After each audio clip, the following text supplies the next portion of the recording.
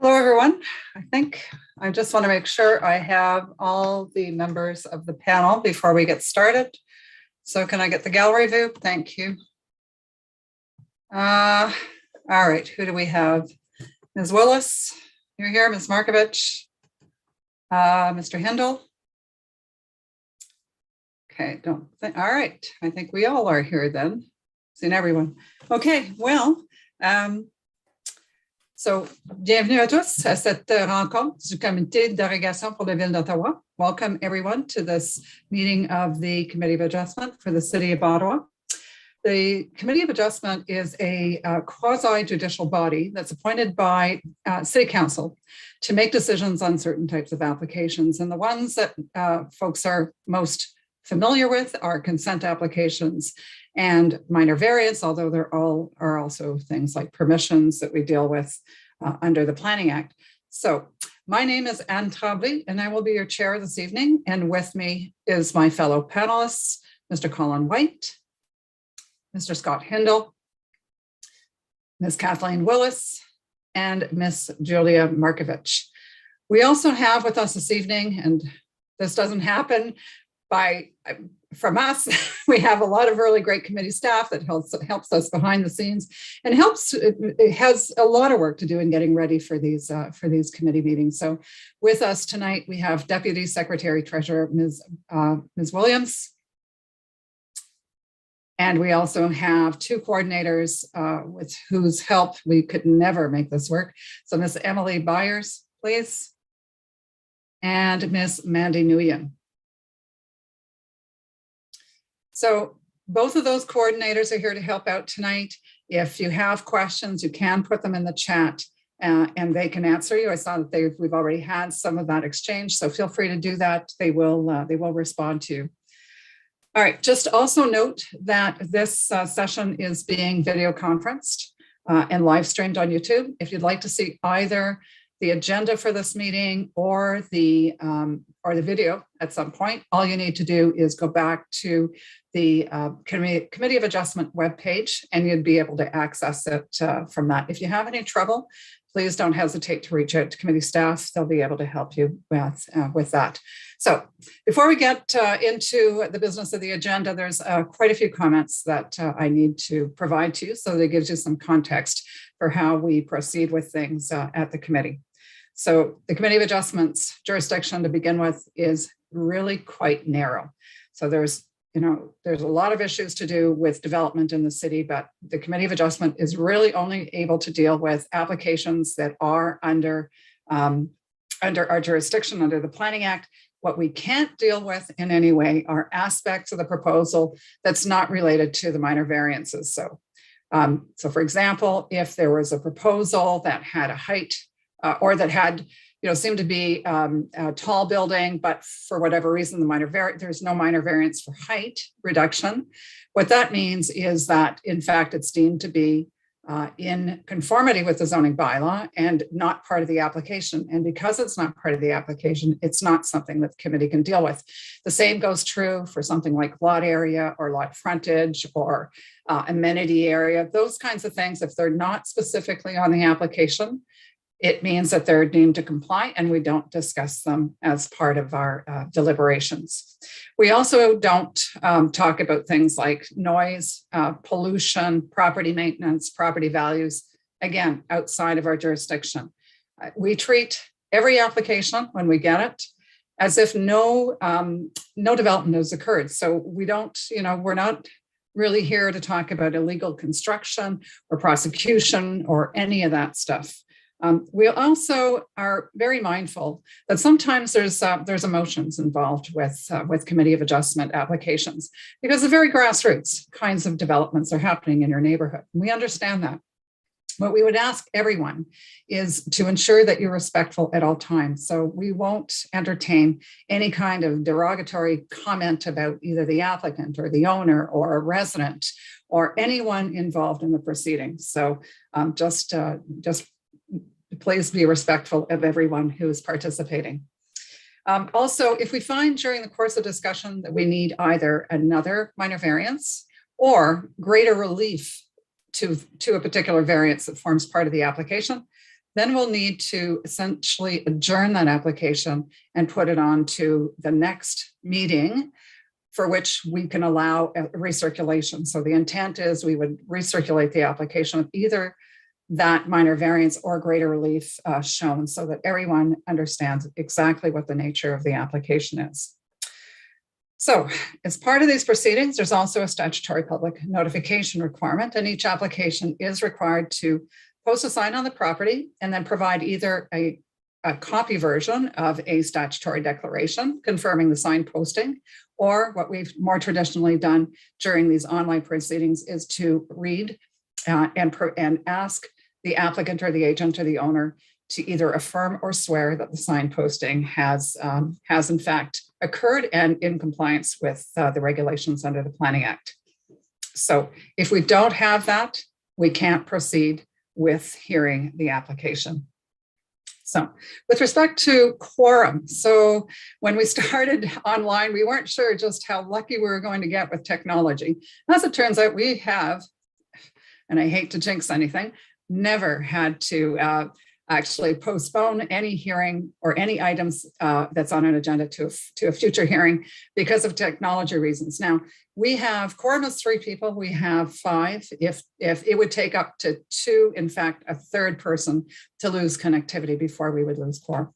And if that's the case, like I said, we will try to reestablish quorum. If we can't, then items go to the next meeting. So let's talk about the hearing process first. So the committee members do have a chance to go through all of the materials before we ever get to this evening. In fact, we look at them days in advance. We get a chance to meet, talk about those pieces of material that have maybe even come in at the last minute. It's not our preference, but we do get it, and we do get a chance to talk about those things prior to the hearing. So rest assured that sometimes we deal with applications quickly, but it's not because we don't have the information. We do have the information. We just feel comfortable in some cases that an application may be quite straightforward, and then we can simply deal with it. So in some cases, what we've really adopted is no presentation required. And in those cases, what we do is we allow the committee members to ask some questions of the applicant or the agent or the owner to get maybe further clarification about something. And then what we do is we'll open it up to the public portion. So at that point, anybody who wants to participate into the proceedings, whether or not you're already on my speakers list, it doesn't matter. You'll get a chance when I open up the public portion to ask your questions, and we may ask questions of you, and we may ask questions of staff or of other representatives of technical agencies to get clarification on things. Once we've gotten all of that and everybody's had a chance to have their say, then we typically close down that public portion. And then the committee then gets a chance to deliberate.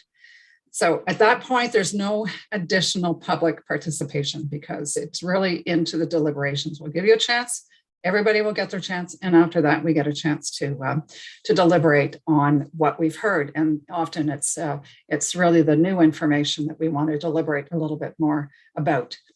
When we have crowds and we have a lot of members of the public that want to speak to the committee, if we could ask you to choose a spokesperson, that's in fact the best way to proceed. So we'll use a spokesperson, and often it's a community association.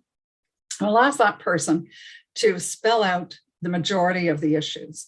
Then anybody who has any additional issues that they would like to bring forward, then you'll have your opportunity. Or if you want to clarify something that's already been said, all that we would ask is that we try not to duplicate too much of the information that the committee is hearing. So once all of that is done, and what I didn't mention is we might ask you for a presentation, and I think in one case we have an application this evening that we will want a presentation for.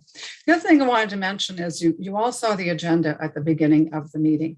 So we do have discretion to deal with those items in a different sequence. And I think we'll stick majorly to the agenda, but I think there's an item that we will be hearing probably ahead of some of the others. So with that, once the committee's had a chance to deliberate, it's time to essentially make decisions. And the committee can make, well, the committee does make 2 types of decisions. oral, and then there's a written component. So on the oral, and often it'll be heard in the context of the same hearing, we could either deny, of course, or we could grant the application. We can also choose to adjourn the application for the reasons that I talked about before. And then there's the fourth option, which is to reserve. And when we reserve, it means that we typically want a little bit more time to deliberate outside of the hearing so that we have a chance to really talk about some of the aspects, but we still make a decision before the end of the evening. It's just that we make it in a different form.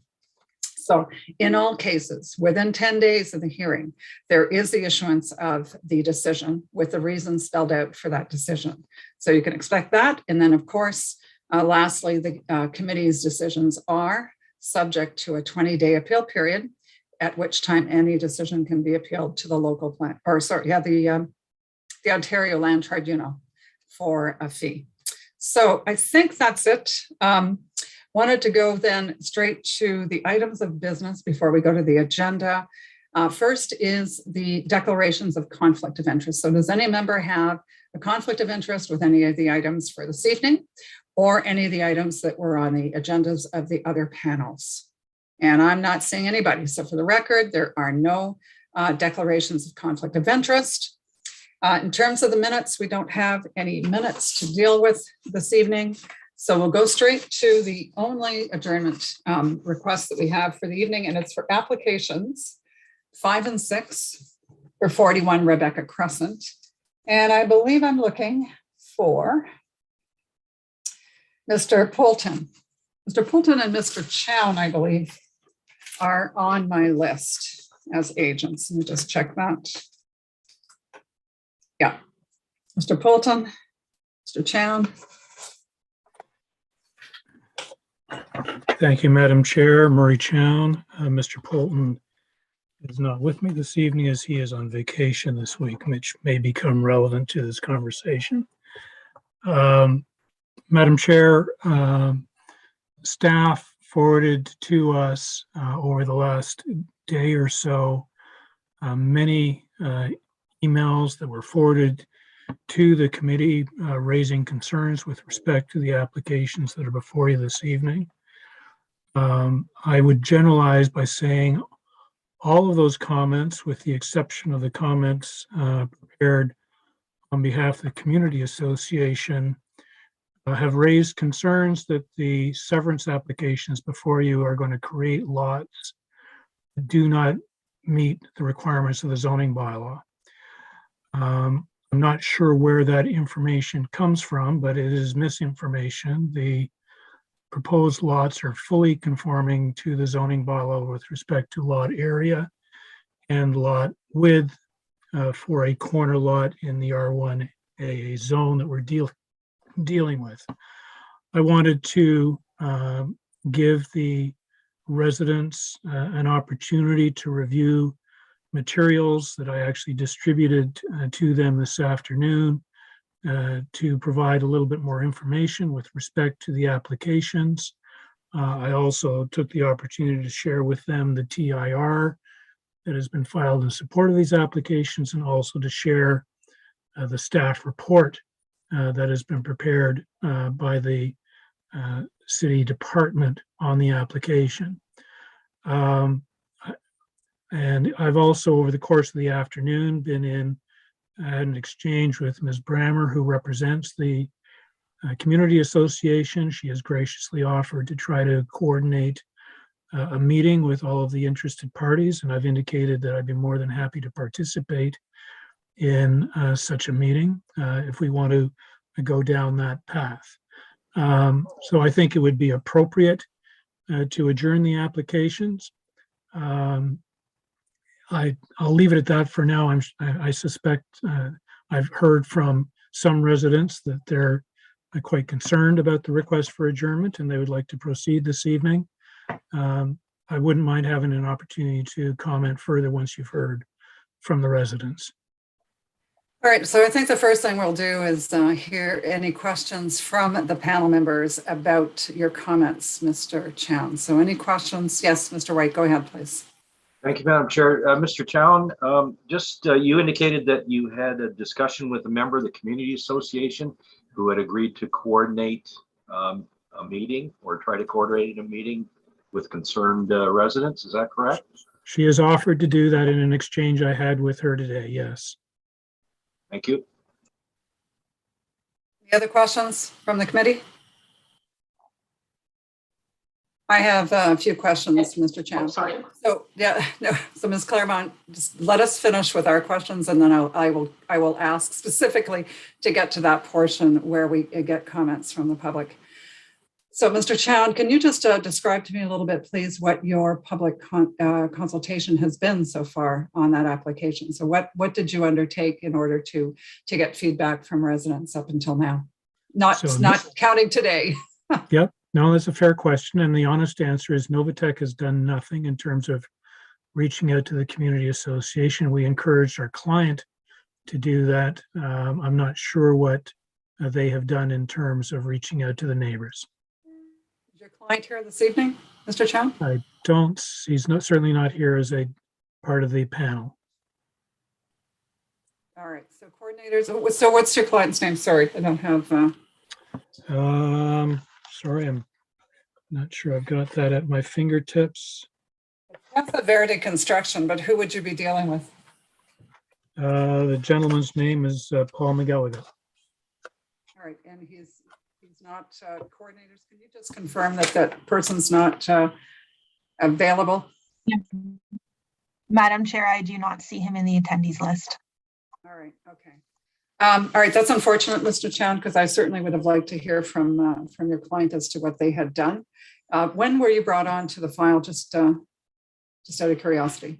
Like, how long have you been dealing with this? We filed the application, so we've been on this application from the get-go. Okay, all right. If nobody else has any question, I have one more for Mr. Chown. All right, so Mr. Chown, what you've read the nature of some of the comments that, and I've read them all. There's, I think it's rare that we see that full roster of comments from neighbors on an application. And I've certainly had a chance to read them all. I guess I'm curious as to what you think you might be able to achieve with an adjournment then, and in reaching out to these residents. Well, I was hoping that we would be able to explain to them that the proposed lots are in fact fully conforming, because there clearly appears to be some misinformation, because as I said, I think every single comment received, with the exception of the letter from the Community Association, has expressed concern that the lots do not conform to the zoning bylaw. And I didn't want to have that debate in front of committee this evening. I thought it would be more appropriate for us to reach out to those residents, attempt to explain how the zoning works with respect to corner lots, and then maybe when we come back in 2 weeks, it might not be quite so difficult a conversation. All right, and last question. If you're looking for an adjournment, what date are you looking to go to? Oh, specifically June the 1st, please, if that's available. All right, yeah, I don't think we have a problem with the agenda for that evening. Okay. No other questions from the panel members before? Yes, Ms. Willis, go, please. I didn't see in the package of information any elevations for the proposed house that faces the side street. I'm sorry, I don't have the information in front of me. I don't know if I missed it, but if you did not provide elevations, Mr. Chown, do you intend to? We have not provided elevations. When we're creating fully conforming lots, there's no requirement for us to provide building plans, site plan, or elevation. So you didn't miss anything. They're not there. Our client is working on building plans as we speak. Subject to me consulting with him, we may be able to share some of those plans with the residents if the application is adjourned, and if we're able to organize something over the next week or so. Okay, thank you. Yeah, that's a very good question, Ms. Willis. And in fact, I'm wondering if Ms. Bauer is available. Ms. Bauer, I have a quick question for you. Good evening. Good evening. I'm reading part of your staff report that actually provides a description of table 156B and the conditions under which I guess the conditions for the minimum lot area. And one of them is, and I think we don't have a problem with either one or two, but the third one is that each of the detached dwellings have to have their front wall and driveway facing the frontage of the different streets. And I think, Mr. Chown, I think that's where Ms. Willis was going with that question, is for the elevations, is we're trying to ascertain not only that the driveway faces the, and in this case, I know you're asking for the variance, but if we could see whether or not you were looking at having a frontage or the front of wall facing the other street and still maybe have a driveway. And we've seen this on corner lots before, where the house may be facing one way, but the driveway and the garage is actually oriented to another street. Was that something you were considering, or is that, so how are you going to be handling that? Well, as you know, Madam Chair, that's the provision of the zoning bylaw that we've sought a variance from, to allow for the driveway and the front wall of the corner lot to face Rebecca, as would the interior lot, rather than forcing the corner lot, the house to be constructed in the corner lot, to have the driveway and front wall facing Combermere Lane, which would result in, I would suggest to everybody, the unnecessary removal of a number of distinctive trees along Combermere, and will actually enable our clients, when developing the corner property, to use the opening in the trees that's there today for the existing driveway to the existing house. So the plans, when they are developed, will have the driveway and the front wall facing Rebecca. All right, thank you. I just wondered whether both of those things were going to be that way. All right, Ms. Willis, go ahead, please. I'm sorry, Madam Chair, after I heard Mr. Chown's answer, I came to a different conclusion. I assumed because the notice refers only to the driveway accessing off of Rebecca Crescent, I just assumed that what Mr. Chown was saying was that clearly the front of the house is going to be on the other street because you didn't seek a variance on that portion of the provision. So I don't know if that's just the interpretation in the report, the notice that went out, but the notice, as I see it, doesn't say anything about the front of the house, meaning the front door, also being on Rebecca Crescent. Well, we might want to revisit that over the next 2 weeks. Okay. So we're clear. Okay.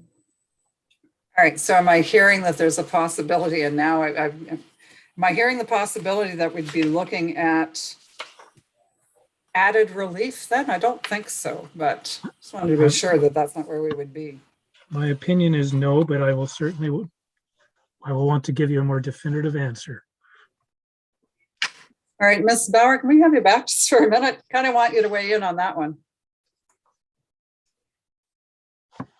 Yes, thank you, Madam Chair. It's my understanding that the front wall can be facing Combermere Lane. Without need for a variance, and so does the provision for the condition require that when you ask for relief for the zoning bylaw, that it's in fact for both the front wall and the driveway? I believe that the provision supports relief for both those matters. Okay. All right. And that's what you're, just to confirm, Mr. Chown, you've made it clear that's what you're applying for. Okay. Just wanted to make sure that's clear. Ms. Willis, does that work for you? Well, I haven't seen the application, but I think if they talk about, I don't know what the front of a house is supposed to be, I assume it is where the front door is, the main entry to the house.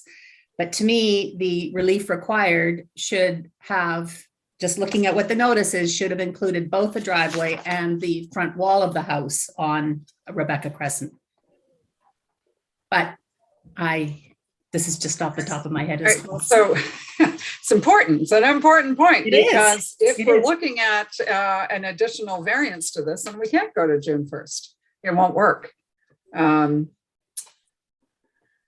So let me just read through this notice again. I want to make sure I get it at this point, because it's a bit of a nuance in the application here. So So it says each of the new detached dwellings must have their front wall and driveway facing frontage on different streets. So that's the relief that's being, no, because it says, it just talks to the permit a driveway to be provided. So Mr. Chown, based on that, then the front face of the wall, if I'm reading this correctly, would still have to face the opposite street, Cumbermere. So I'm at a bit of a disadvantage. As I say, Mr. Polton is on vacation and he would have the complete file. I do not have the complete file. Although my client will not be pleased with this response, maybe in the abundance of caution, we would adjourn it to June the 15th. Yeah, And if I we want to do, check. if we do need to modify the ask, I will take care of that over the next day or two. All right, so just from our coordinators or Ms. Williams, if you can just tell me whether or not June 15th will work for you for recirculation is required. Madam Chair, June 15th will be very tight for recirculation because of the May long weekend. Staff loses a day there.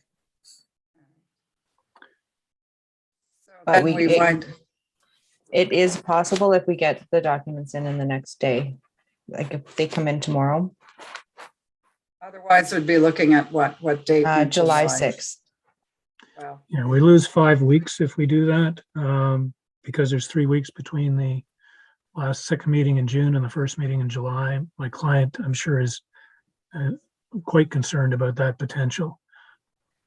Yeah, so the issue is, Mr. Chown, the committee tries as much as it can to squeeze things in, but what we find often is that people just don't meet the timelines that we request. So if you can promise me that you're going to get that material in within the next day, because there is a long weekend coming, then that might work.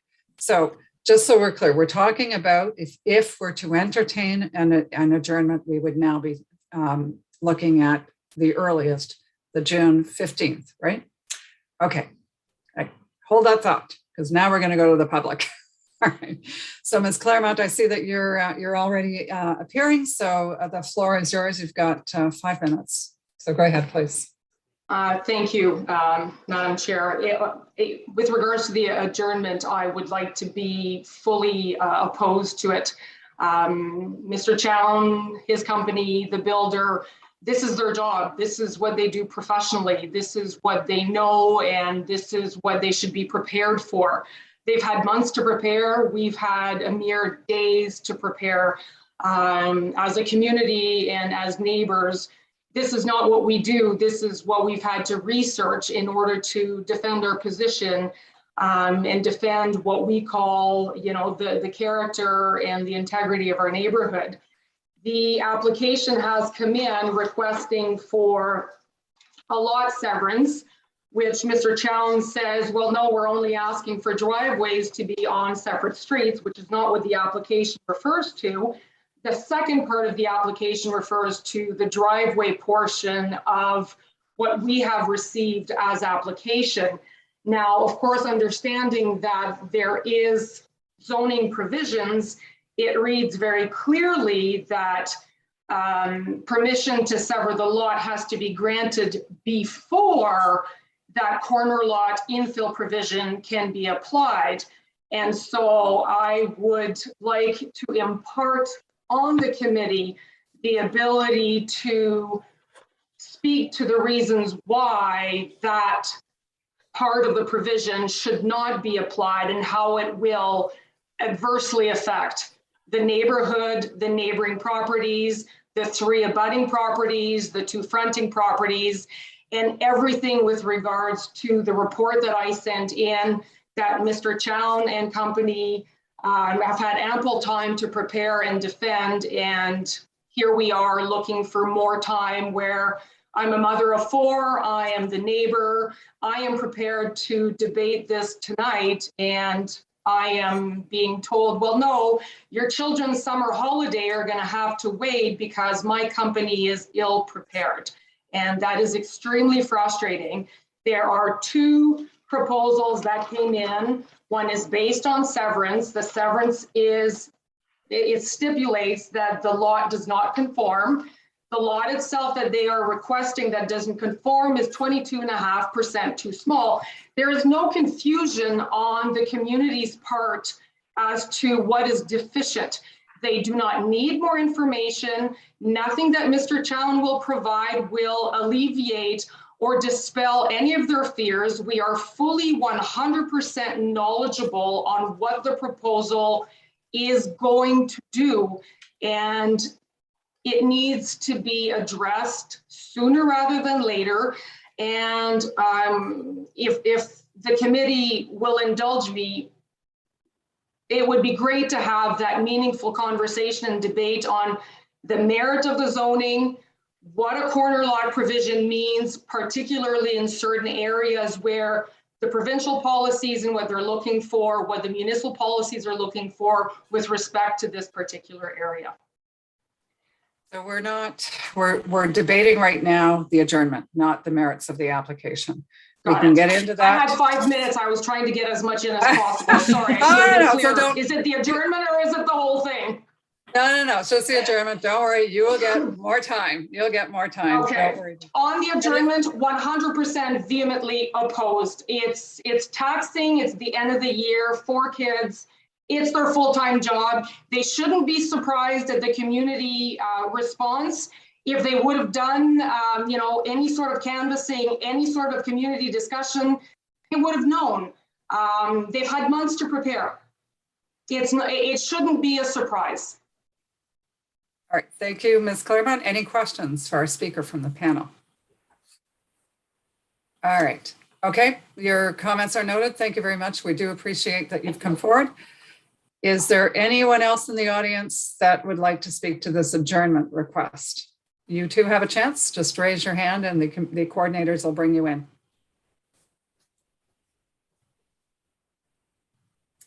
All right. I'm not seeing anybody else come forward. So with that then, committee, I think it's up to us to make a decision on whether or not we're entertaining an adjournment request to June 15th.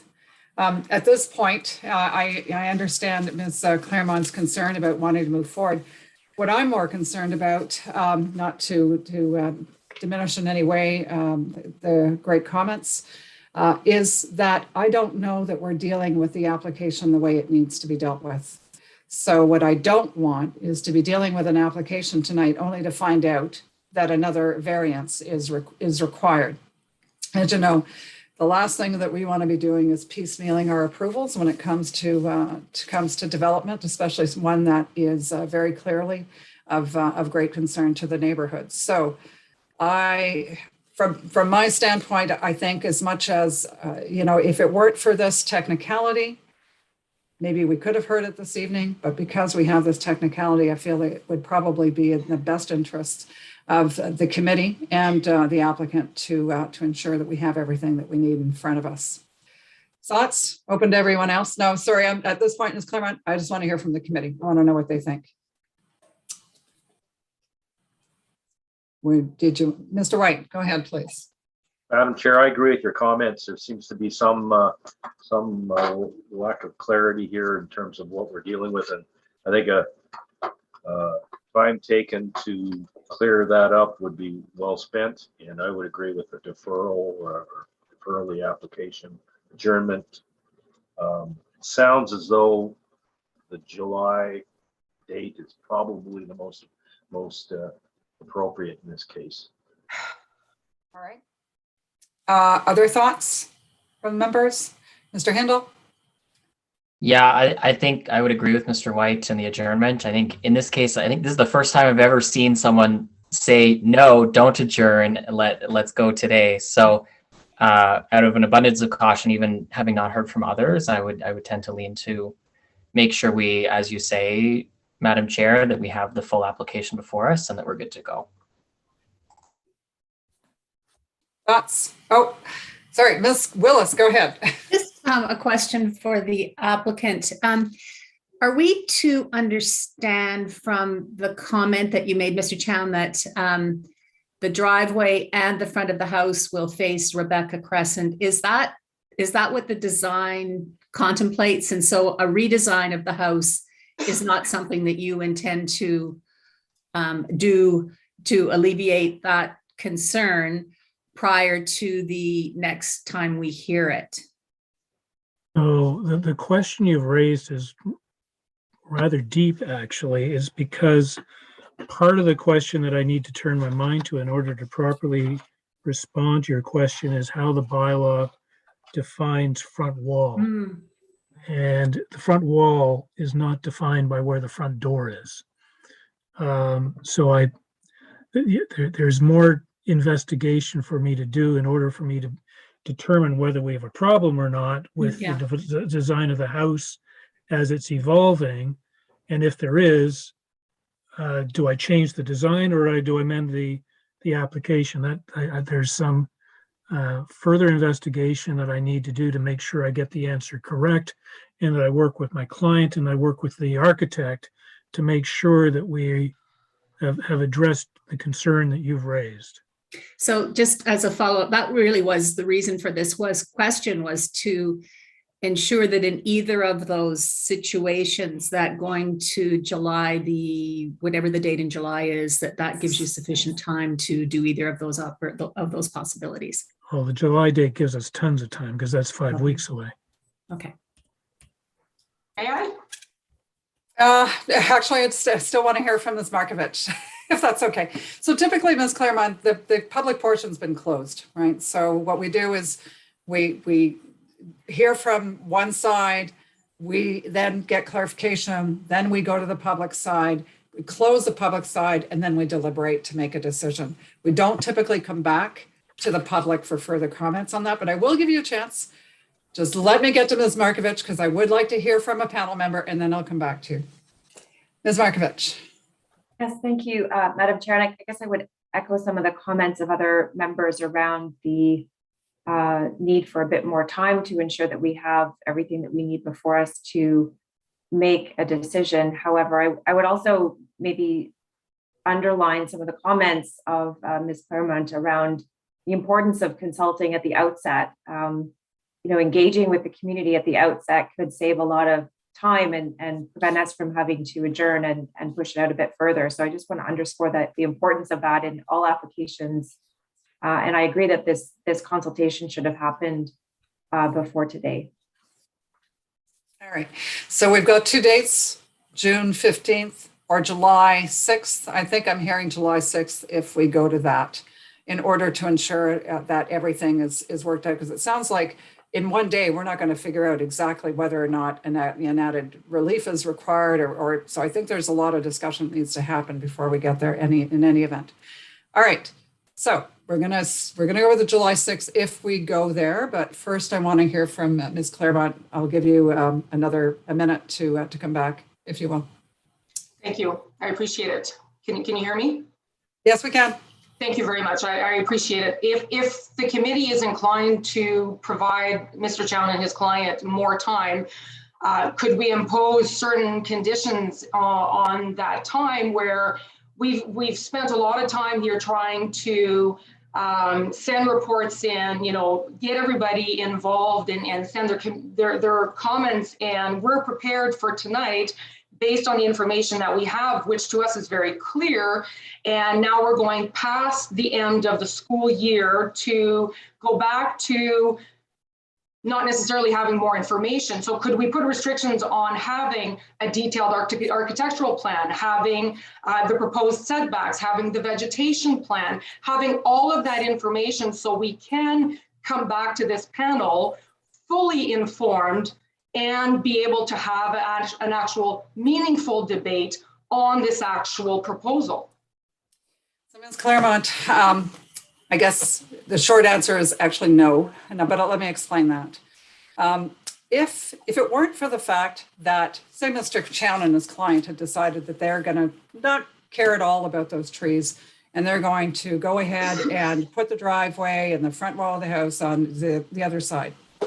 If that were the case, then absolutely no minor variance would be required. They would be eligible to proceed with a severance application without having to worry about doing that.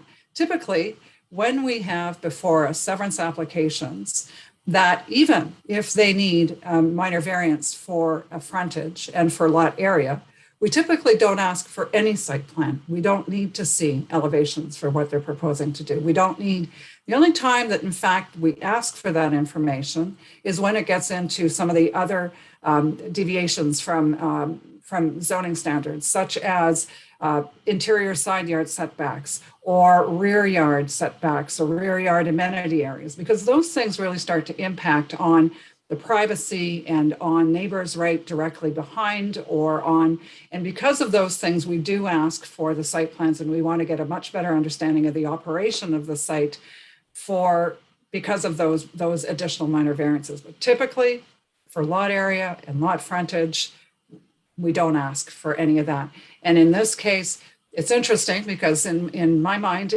we would have those answers in terms of where the front wall is. And it's just what's really tripping us up this evening is that the way that the condition is written is that two things have to happen. It's got to be, you've got to have both the front wall and you've got to have the driveway facing a different street. So if you're looking for relief, the only thing that we can see in the notice is that the relief is only for the driveway. So the question that we've been trying to explore with Mr. Chown is, then can you tell us, based on the design of the house that you're looking at, whether or not that front wall, and then Mr. Chown raised a good point about the definition of front wall in the bylaw. Does it really mean that it's the front, it needs to have the front door? So our question is, it may be that what's in front of us right now is not even sufficient to allow that applicant to do what they want to do. So it may be that they need greater relief. And if they need greater relief, then we need to recirculate the notice with that greater relief stipulated within it. That's why the adjournment for us tonight is looking more mandatory than if there wasn't that little technical hiccup that sort of that we're faced with now. So it's not that we don't appreciate your comments. We understand the summer is coming. So it's just that we want to deal with a complete application. We don't want to deal with a partial application only to find out that they've got to come back later. So what conditions can we ask them? Well, so Mr. Chown, you've heard from the residents, the more information you can provide them with in terms of how those sites will be developed, even maybe if you can provide some idea of the timing and what, and you were saying you want to share the tree information report. Those are all good things to share with the neighbors. It'll give them more comfort about how sensitively you're looking to develop that site, those two properties. So that I'm glad that you reached out to, I think it's Ms. Brammer, who's the community association representative. So I'm glad you reached out to her. And certainly the committee at all times, and this is why Ms. Markovich was making those comments, the committee always is looking for developers to reach out to neighbors and do that consultation ahead of applications coming to this committee, because it is grassroots. It's right now, this is very close to home for people, and no pun intended. So and to us, the more that those discussions happen before they ever get before us, the better it is. Just one last comment I want to make, and I did read your submission today about the criteria and the extraordinary circumstances and those kinds of things. The practice for the committee typically is you get one adjournment. So what I mean by that is we typically don't require a lot of rigor in order to get that first adjournment before us. What we do apply rigor to is if you want to come back and now you want another adjournment, that's where we say essentially you really need to have a compelling reason to do that now. So it's sort of, everybody gets their first chance, whether it's the applicant, sometimes it's staff, sometimes it's the applicant, sometimes it's a neighbor. So our rule of thumb has been if somebody comes forward for a request for an adjournment, we hear their reasons. If they seem reasonable, then typically we tend to allow that first adjournment. But to your point, yes, if they come back and ask for more, then that's where we start to try and ensure that we have really compelling reasons before we would allow further adjournments. The other thing that we do is sometimes we adjourn sine die, and if we adjourn sine die, that means the application's gone and they have to restart the process. So In this case, I don't think that's warranted. I think, we understand what it is that we want to achieve within the next 5 weeks, because I think we're going to a July 6th at this point, because I don't have a lot of faith in the day we're going to figure out what the zoning bylaw is all about and what we really need to do, whether or not added relief is required. So with that, then I guess members, Mr. Chown, any last word before we go to a vote? Not at all, Madam Chair. I understand everything you've said to the panel and the public and myself. So thank you. All right. Okay. I just wanted to make sure I gave you a chance to. All right. So with that, panel members, I think it's time for a vote. So all those in favor of an adjournment to July 6th. All right. So for the record, the decision is unanimous. The application 5 and 6 for 41 Rebecca Crescent is adjourned to July 6th. Mr. Chown, if you can have for us elevations at that point in time, to Ms. Willis's point, we would also be looking for, we're anticipating a full hearing on this. There's a lot of people who will want to speak to the application. We're going to wish you luck in reaching out to the public, and hopefully there's some headway that can be made with regards to the intent for development, and maybe give some people some comfort about what's being planned. Understood. So with that, I will work with my client and the project architect to see how far we can advance those plans in the next week or two. all right, that would be truly appreciated. And all right, and with that, thank you very much again, Ms. Clever. We appreciate your taking the time not only to appear but to prepare. We know it's a lot of work, and we really do appreciate the time that you took. And we look forward to hearing from you at the next at the hearing on the 6th of July. Thank you. Right. Okay. Thanks, everyone.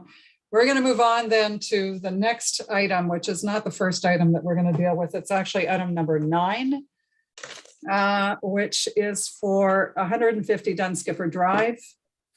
Looking for Mr. Evan Garfinkel.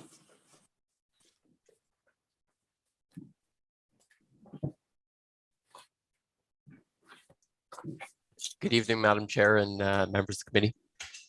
Good evening. So I don't believe I have a statutory declaration from you, so I'm going to read to you before we get started. I had submitted it to the committee a number of weeks ago. Yeah, apparently it doesn't count if it's that early. So Okay. You've got to wait till you get to the hearing that you can, because you're testing to a number of things, right? I understand you're very ill, so we're going to. Thank you very much. Yeah, thank you. All right, so we're going to try to get you through this as easily as we can. So do you solemnly swear or affirm that the notice provided to you as part of the application process and by the committee was posted first on the property to which the application applies, that it was there for the prescribed number of days prior to the hearing, and that it was clearly visible and legible for the entirety of that time? Do you either swear or affirm that to be true? Affirm. All right, thank you. With that, then, we're not looking for a presentation from you. I don't believe there's any notice changes that we have to do from a housekeeping standpoint. So I'm going to open it right up to the members of the committee. Any questions? Yes, go ahead, please, Ms. Willis.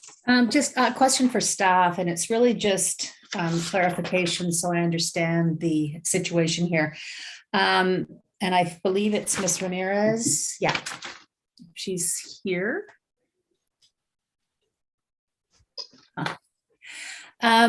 On page 2 of your report, at the bottom of the page, it says that it's anticipated that mixed-use developments will be subject to site plan control.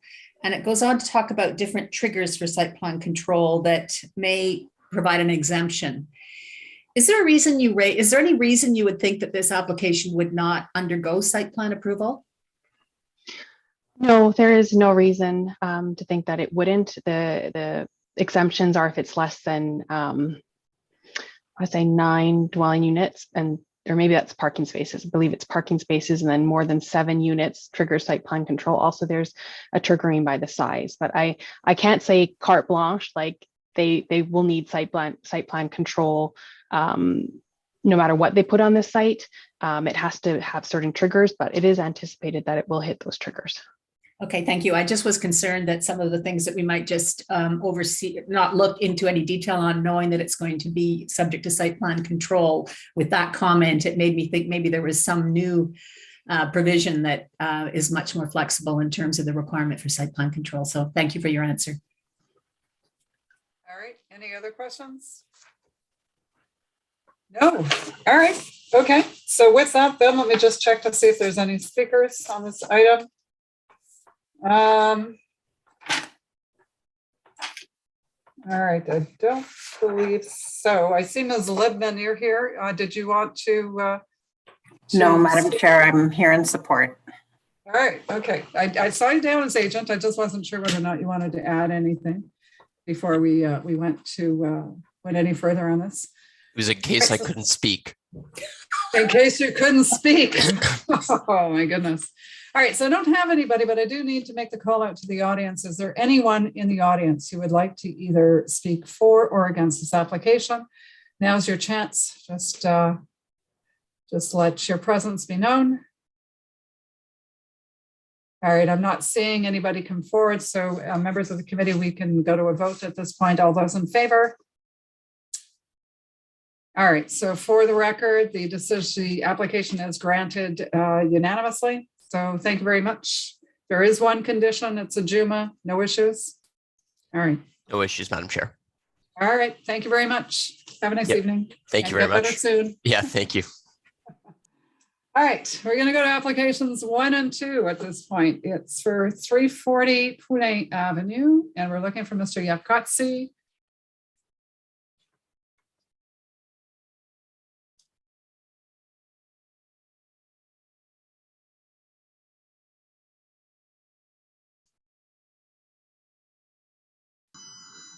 Unmute. It's Chris Yalkotzi speaking, Madam Chair. Yes, good evening. How are you? I'm fine, thank you. Yourself? Great, thank you. All right, so I need to read to you, and then we can move on to a couple of housekeeping amendments. So do you solemnly swear and affirm, that the notice provided to you as part of the application process and by the committee was posted at the property to which the application applies for the prescribed number of days prior to the hearing, and that sign was clearly visible and legible for the entirety of that time? Do you either swear or affirm that to be true? I affirm it to be true. All right. On the notice, a couple of changes we have to make. There's the description of the first parcel shown as part 1. We are changing the depth, not 15.8, but rather to 15.2. Is that correct? Can you confirm that? I guess I confirm it. I haven't been notified that there were any requests for changes. Did you want to, well, so this is an important thing. So we're being told that the depth of the property that was on the notice was shown to be 15.8. And staff has suggested that in fact, the right number is 15.2. So is there any way you can verify that, or? Yeah, I can. I can just look at my drawing here quickly. And I guess Ms. Kelly, maybe you might want to come forward as well. Yes, good evening, Madam Chair. So I revised the depth to be 15.2, and that was based on the survey that was submitted with the application. All right, thank you. Okay. I concur on the survey, yes. All right. The next change that we need to make is with respect to new. Okay, so let me do this first. So you had minor variance A, B, and then A, B, C, and staff is proposing a change to the notice. So A, B, C, D, E. So that D, that new D, would then need to be further amended to read minimum corner yard setback of 4.5 meters rather than 6.0. Correct. Okay, great. That completes the changes to the notice that we need to undertake for the evening. So with that, no presentation, Mr. Yalkotzi, we will go straight to questions from the committee. We have both a consent and minor variances. Any questions about any of it? No? Not seeing any questions come forward. So, Mr. Yalkatsi, you've seen that there's quite a number of conditions. You've Yes, had a I've- chance to go through them? Madam Chair, I reviewed the conditions with my client. They're all okay. All right. Okay. Well, with that, then, if there's no further questions, I'm going to go to the speakers list. Just give me a moment. And I don't have anybody, but is there anyone in the audience who would like to come forward and speak to the panel, either in favor or opposed to either the consent application or the minor variances? Now's your chance. All right, I'm not seeing anybody come forward. So with that, I think we can go to a vote then on the consent application. Let's start with that one. So members of the committee, all those in favor? All right, for the record, the consent application is unanimously granted. And on the minor variance application, all those in favor? All right, for the record, the application for minor variances is also granted unanimously. And I think that is all we need with you this evening, Mr. Yalkatsi. Thank you, Madam Chair. Thank you, panel. All right, thank you so much. Have a nice evening. You too. Good night. Okay, let's go to, actually, I'm going to come back to this one, just a moment. We are changing the order, so let's go to 1601 Michael Street's application number 4, looking for Ms. Lefebvre.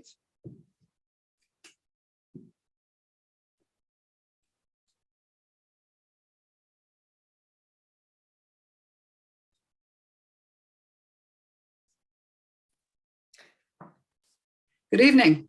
Bonsoir. Good evening. Bonsoir. Est-ce que vous aimeriez mieux parler en français? C'est No, votre no choix? problem. No, ça va. Thank you. So then what we'll do is no presentation required from you this evening. So we'll open it up to the members of the committee. Just a minute. I am forgetting something. No stat decks I've got to read to you. Do you solemnly swear or affirm that the notice provided to you as part of the application process and by the committee was posted at the property to which the application applies, that it was there for the prescribed number of days prior to the hearing, and that it was clearly visible and legible for the entirety of that time? Do you either swear or affirm that to be true? I affirm. Okay, perfect. All right, so questions from the committee on this application? Anyone? It's pretty straightforward. Got a chance to look at it? Okay. I'm not seeing any questions from the committee, and I don't have anybody on my speakers list. Is there anyone in the audience who would like to speak either for or against this application for consent? It's a lot line adjustment. Anyone? Nope, nobody's coming forward. Okay. Members of the committee, I think we can go to a vote. All those in favor of the consent application? All right, so for the record, the application is granted unanimously. There's one condition. It's a very lengthy one. No issues, is a fact? Okay, all right. Well, with that then, thank you very much. It was short and sweet. Merci beaucoup. Have a nice evening. Bye. Okay, if we could go to, I'd like to go to number 7 and 8, which is for 1001 Noella Leclerc Street. I'm looking for Ms. McQuaig.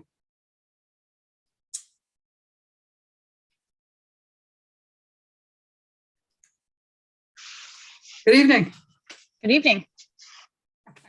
So again, I need to read to you as well. Do you solemnly swear or affirm that the notice provided to you as part of the application process and by the committee was posted at the property to which the application applies, that it was there for the prescribed number of days prior to the hearing, that it was clearly visible and legible for the entirety of that time? Do you either swear or affirm that to be true?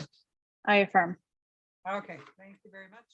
No housekeeping changes required at all to your notice. No presentation. Members of the panel, any questions for Ms. McQuaig on the application? Mr. White, go ahead, please. Thank you, Madam Chair. Just one question concerning the access to the plan of subdivision to the south. I guess it's the 4200 Innes. I'm assuming that's a public street extension into the plan of subdivision, the extension of street. Sorry, I'm having trouble reading it. Noella Leclerc Street. Is that correct? Through you, Madam Chair, that is correct. The draft plan of subdivision will see the public street of Noella Leclerc being extended south. It will connect to a new proposed public east-west street that will then connect down to the future Vanguard Drive extension.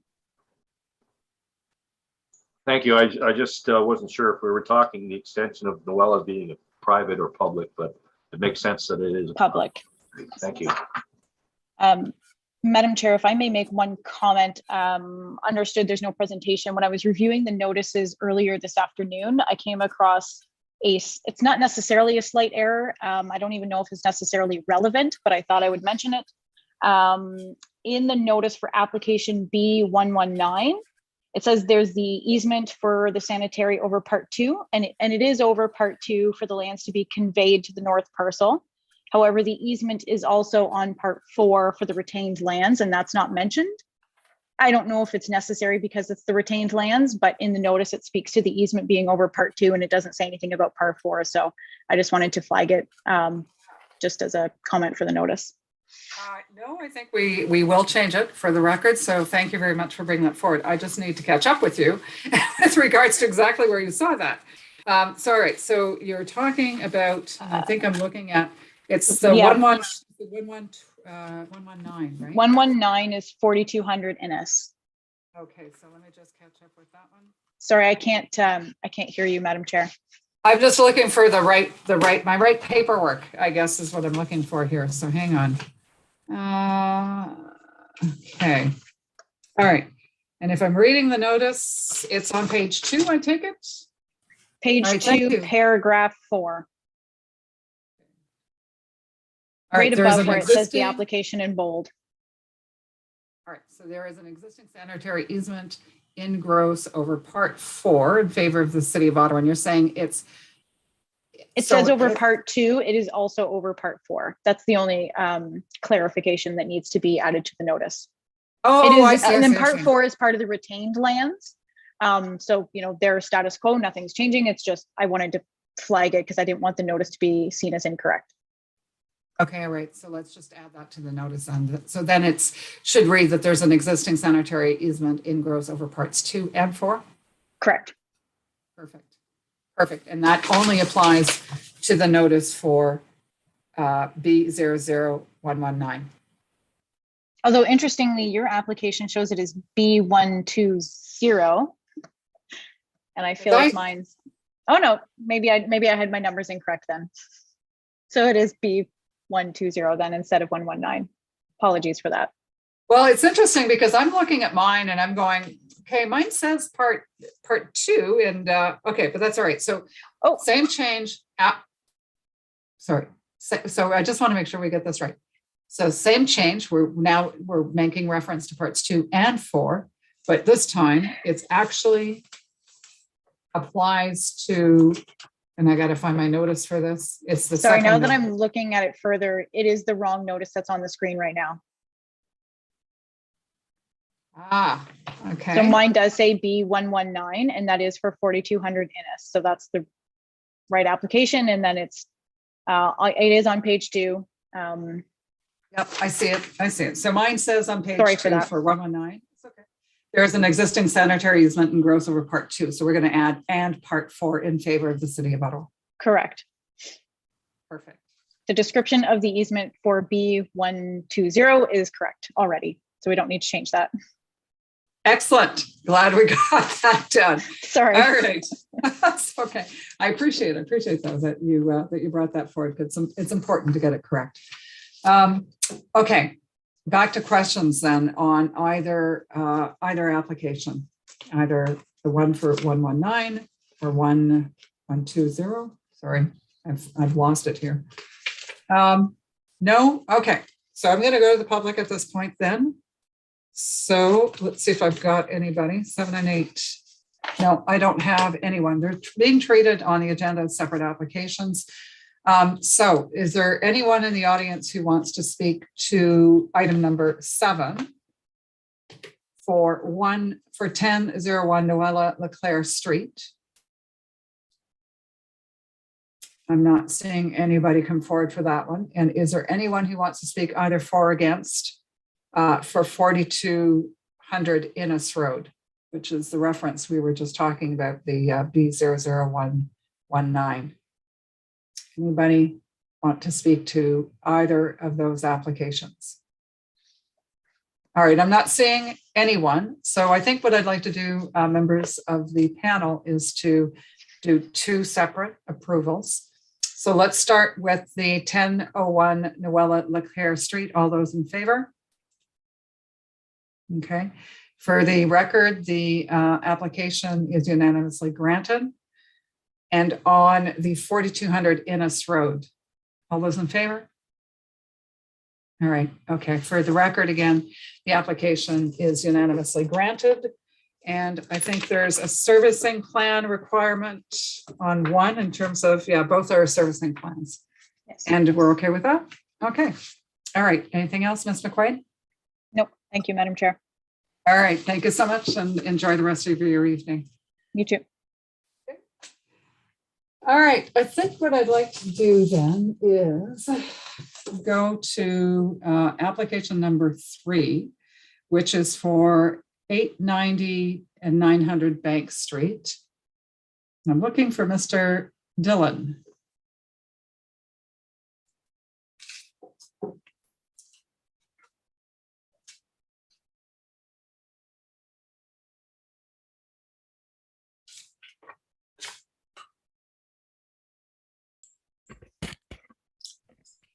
Good evening, Madam Chair, and good evening, committee.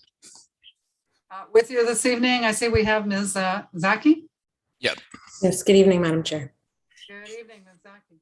All right, so I need to read something. Who wants to respond to the notice, the stat deck? All I right. can hear that, yeah. All right. Do you solemnly swear or affirm that the notice provided to you as part of the application process and by the committee was posted first at the property to which the application applies, that it was there for the prescribed number of days prior to the hearing, and that it was clearly visible and legible for the entirety of that time? Do you either swear or affirm that to be true? I affirm. All right, perfect. Okay. There are no notice revisions that we need to make, housekeeping changes. But I think we will ask for a presentation on this one, committee. I think we talked about that. Yeah. So if Mr. Dillon, if you wouldn't mind, or Ms. Zaki mind walking us through a presentation on the proposal, that would be appreciated. Yeah, no problem.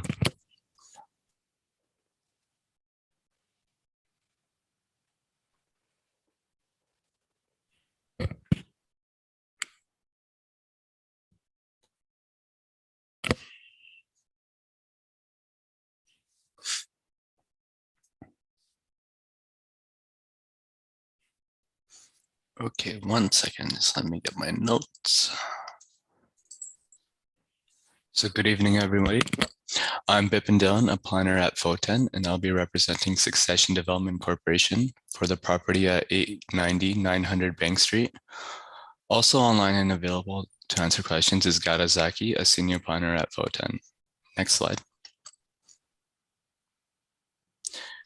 The purpose of the consent application is to address the terms of the settlement regarding OMB file number PL 170620, which states that the developer shall grant 6 non-exclusive easements to the owners of 17, 19, 21, 23, 25, and 27 for Monk Street for the life of 890 900 Bank Street as part of the conditional approval.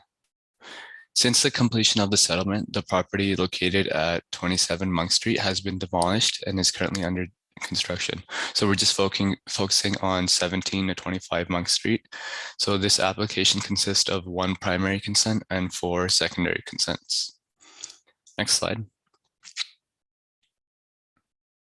The subject property has an irregular shape with frontage along Bank Street. Thornton Avenue and Monk Street, displaying a total area of 3,271 square meters. The subject property is currently being redeveloped to include a mixed-use 9-story building, transitioning to a 6-story building at its northern end. The subject property is surrounded primarily by residential low-rise blocks to the west, while abutting the Bank Street corridor to the east and the north. Abutting the northwest corner of the subject property is a row of low-rise townhouses, municipally known as 17 to 25 Monk Street, 17, 19, 21, 23, and 25 Monk Street. Next slide. Residents of 17 to 25 Monk Street have direct frontage along Monk Street and feature a shared rear laneway, which is accessed through Thornton Avenue. The shared laneway is located between the row of townhouses and the subject property, providing a shared drive aisle, parking spaces, and the storage of garbage bins for the residents as part of the agreement. Sorry, this was it's already non-conforming use. So next slide. One second, sorry. Okay, the purpose of this application is to establish 5 total non-exclusive easements over Part 1. So that's blue, 17 Monk Street. Part 2, orange, 19 Monk Street. Part 3, green, 21 Monk Street. Part 4, yellow, 23 Monk Street. And Part 5, red, 25 Monk Street, as shown on the R plan. As a result of the concession offered by Succession Development through the OMB settlement, the purpose of the proposed easement is to establish the backyards of these properties while improving the conditions of the existing shared laneway. Section 106, subsection 1 of the city zoning bylaws specifies that vehicular parking spaces are permitted to have a maximum width of 3.1 meters. While our draft plan demonstrates that these easements are wider than the maximum width of 3.1 meters, it is important to note that the parking spaces are currently a legally non-conforming use. And as a result, the proposed easements will not necessitate an amendment to the zoning bylaw. Next slide. So this, under the City of Ottawa official plan, this property is designated as traditional Main Street. The proposed consents involve the extension of an already existing and permitted use, and the proposed easement utilize lands that are already functioning with their intended function and represent an efficient use of land in conformity with the official plan. Next slide.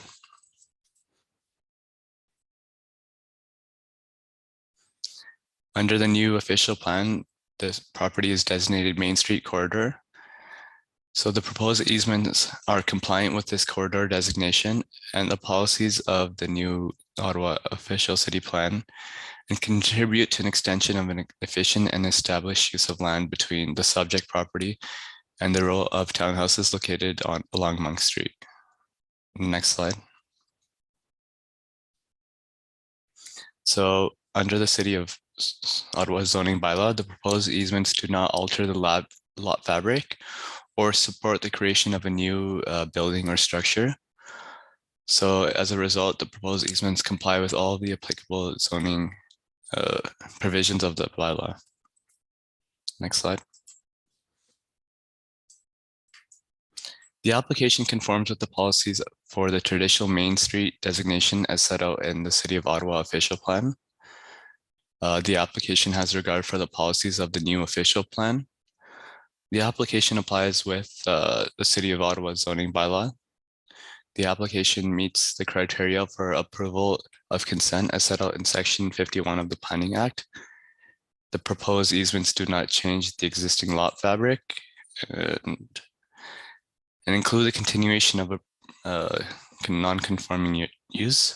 So it is our professional opinion that the application meets the criteria for lot division as described in sections 51, subsection 1, 53, subsection 12, section 50, subsection 3, and section 51 of the Planning Act.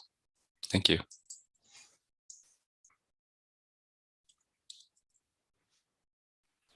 Thank you, Mr. Dillon, for that presentation. Any questions?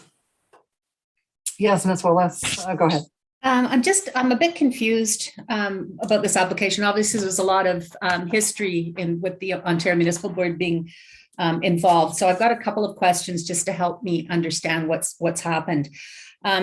Prior to the granting of these easements and prior to the hearing, I guess, or the appeal to the Ontario Municipal Board, did the residents of the houses fronting on Monk Street enjoy an unofficial parking arrangement with the adjacent property owner, which they've now, through this negotiated settlement, reinstated basically and made it formal? Is that what's happened here?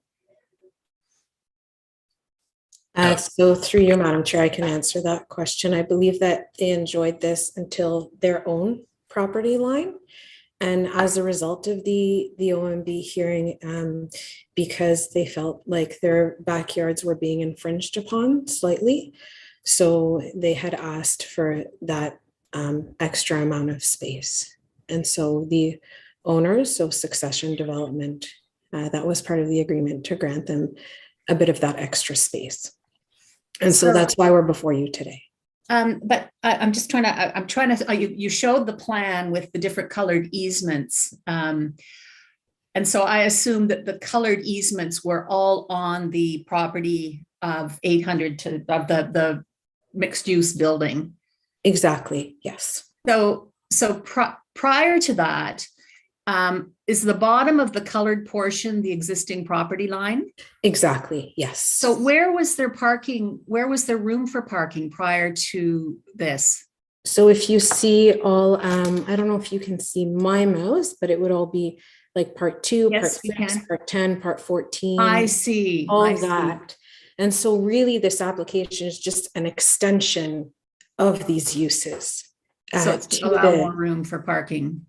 Yeah, or backyard space, essentially just for leisure purposes. Okay.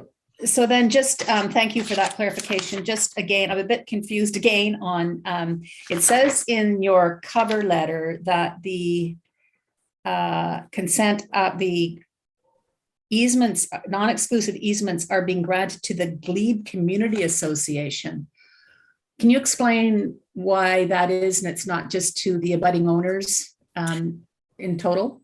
And so I believe why that happened was that the appeal, it was as a group of people, and that was the name of the group. The Glebe Community Association are the ones that appealed the project in the first place.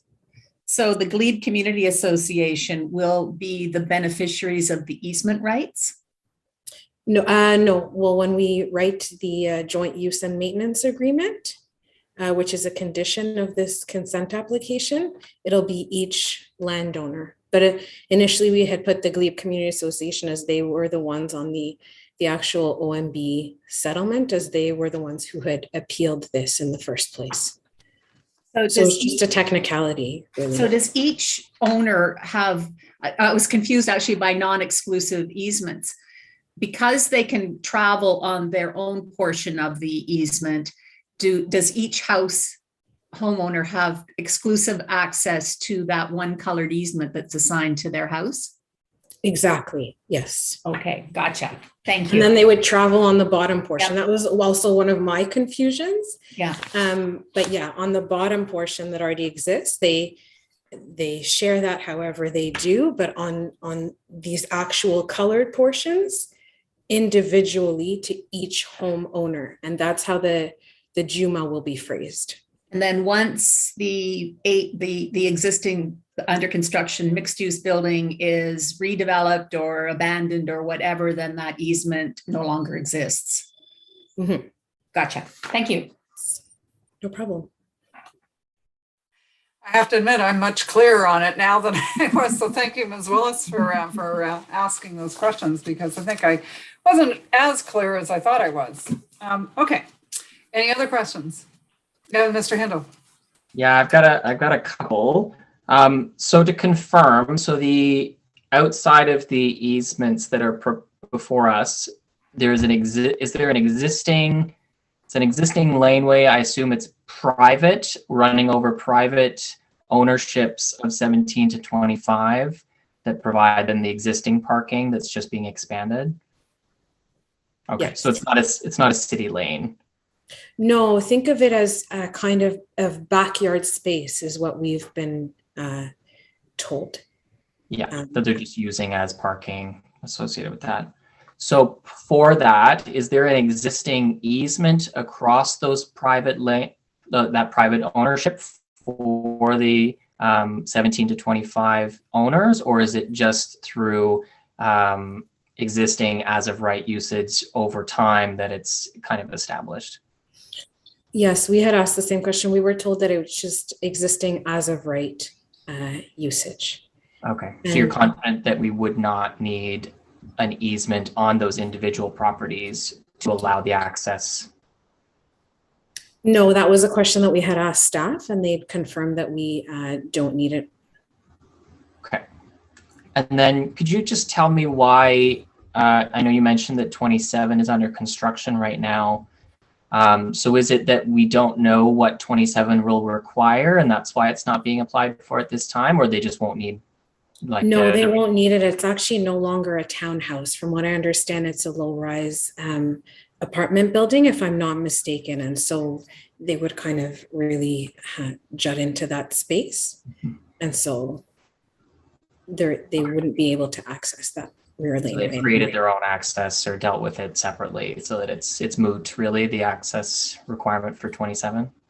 I believe so, yes. Okay. And then I know you mentioned in your report on page 9 that you talked about how the easements are wider than the permitted zoning bylaw for parking, but that it was your opinion that it's an existing use and therefore it's fine. Is that something that city staff has agreed to as well? Yes. Okay, so that interpretation is fine. I think my concern was just because it is actually on a different property. It's not on the existing properties and it's an expansion of the existing use. Yes. My concern was that you may actually need a permission in this case for that non-conforming use, or in this case apply for variances because it is on a different property than where the existing non-conforming use applies. So maybe I'll ask that of city staff if they can confirm that they're confident or they're okay that there's not a permission required in this case and that we're fine as it is. I think it's Ms. Bauer. Yeah. Actually, that question, and before Ms. Bauer answers here, that was my question as well, whether or not a permission. Oh, come back, Ms. Bauer. Go ahead, come back. It was whether or not a permission applications would be required for the extension of that legal non-conforming use. So good question. Ms. Bauer, can you answer Mr. Hindle's question? Yes, thank you for the question. I was not aware that the location of the easements had changed. And with that knowledge, I'm not sure. I think it may be possible that a permission application is required. Unfortunately, I don't have a definitive answer to that right now. Right, because I think the issue is it's not that the location of the easements have changed. They're new easements, so it's the art plan is the same. It's just that the new location of the parking and the use is not on the same property as where the legal nonconformity was established. So either we are then not in compliance with the bylaw on the new properties for the new easements. So either we're saying that the non-conforming use has expanded to this other property, but I don't know if that flies from the legal technical sense, just because they are separate properties. Interesting. All right, so we don't have an answer to that. So good question. Ms. Bauer, I'm wondering actually whether or not we should be getting an answer to some of this, but all right, let's go to Mr. White and we'll come back. Mr. White, you have the answer. That's what you're going to tell us. Madam Chair, I wish I could, but I can't. I just had a question with respect to technicality associated with the condition. I think Mr. Hindle's question is much more significant. Maybe we should deal with that first, and then you can come back to me. Well, so all right, so the only way to get to an answer to Mr. Hindle's question, if I'm, is to actually get a legal opinion, right, from our legal services people and find out whether or not that would actually be triggered. A requirement for a permission application would be triggered. Ms. Zaki or Mr. Dillon, did you explore that with any legal? Was that something that you've explored and you were able to discount it for some reason? Thanks, Madam Chair. I think we had explored it at our pre-consult, and it was actually Mr. Hamilton that was helping us at our pre-consult. And this did come up because they may use the space as parking. And so we weren't aware of this technicality and just thought that it would, because we're not really worsening the legal non-complying use, so we're not making it, I understand the maximum with this 3.1 and it's not like we're making the width more than that, so it continues to be legally non-complying. I had understood that if we were making that width more than, then we'd have a problem. But if we're not, and we're just maintaining that same width that is already there and legally non-complying, then it continues to be that and is grandfathered. We're not expanding that through the new easement? Yeah, we're like not I think expanding the width, we're expanding the length. Yeah, but it's still an expansion. It is, and so, you know, if you look at what permissions are for, it's actually for the expansion of illegal non-conforming use. So I think we may need to. It's an expansion, but it's also no longer on the same property. So you're adding a non-conforming use to a property that did not previously have that non-conforming use. You know what? The more I think about it, the more I think of permission. Because you're doing an easement on a non-owned property, so it's outside of where the non-conforming use was established. So there is no established non-conforming use on that property, and that's the distinction I think that I'm concerned about. All right, Ms. Willis. I wanted to clarify, one of the questions that I had asked previously, and maybe I misunderstood, was whether or not this was formalizing a pre-existing condition where they already had access to that land. And I thought the answer was yes. And so I assumed that it was always on the other property, but I'm hearing now that maybe this is something new. The encroachment did not exist prior to the reconstruction. Is that the case? Yeah, so I had they had it up until their property line. That's what I had. So the encroachment is new. It was not something that pre-existed. It wasn't formalized. I'm not sure if it existed or it didn't. I don't know how, like, until what point they were using this, but it certainly wasn't formalized as it is being today.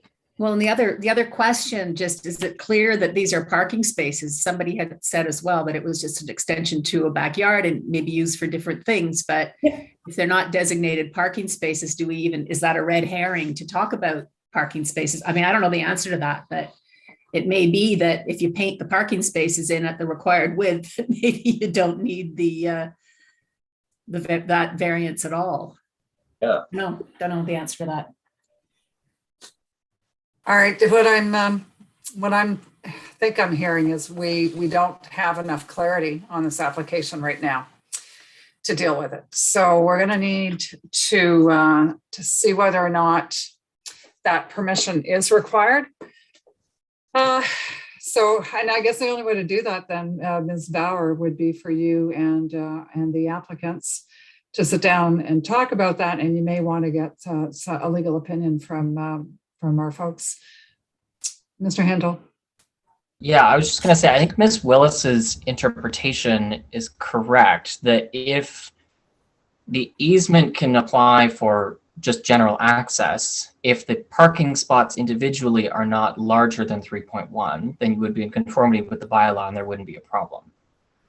So as long as the parking spots as they're installed are installed in conformity with the zoning bylaw, then the rest of the discussion is kind of moot, and I think it doesn't matter because the easements are not just for parking, and it doesn't say that it has to be for the entire coverage. So I think we would actually be okay under that interpretation.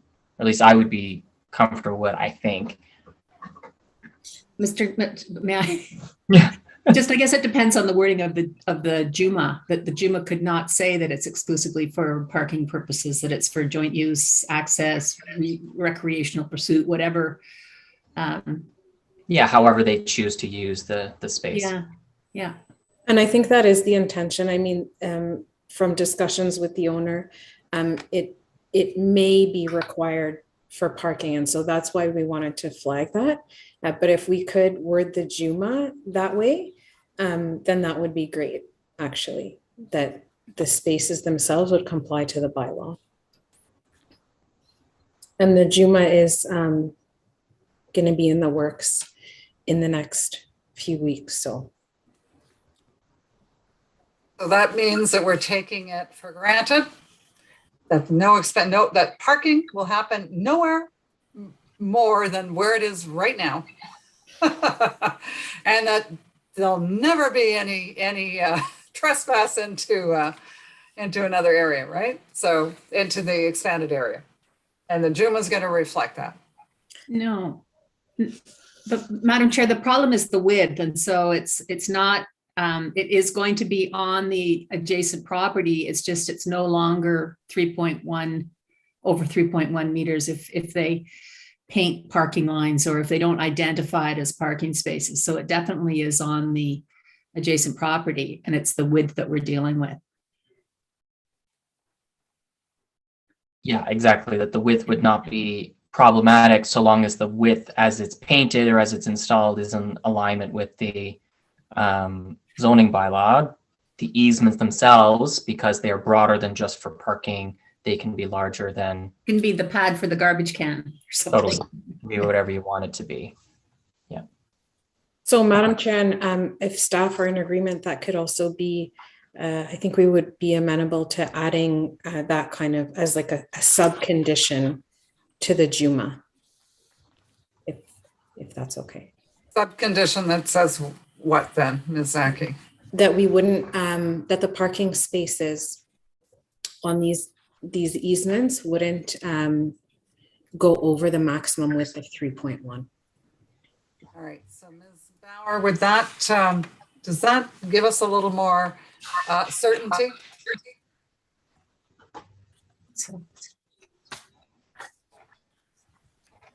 Thank you, Madam Chair, for the question. From my understanding, I think there would still be concerns because it would be expanding legally non-conforming rights to a different property. So I do think it would need to be acknowledged through a minor variance. That would be my perspective. All right. I think I need more clarity before I would be more comfortable. Mr. Handel.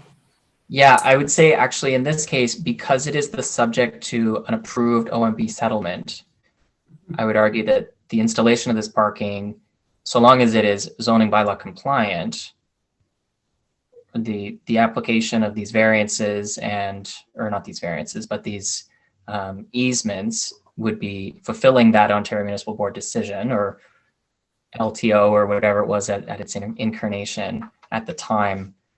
That would actually be, because it's in compliance with that order, that we would be on side from a zoning perspective. So therefore, no real need for additional permission, that our permission's been granted. So long as the parking spaces are zoning compliant, yeah. Because that use was contemplated in the decision and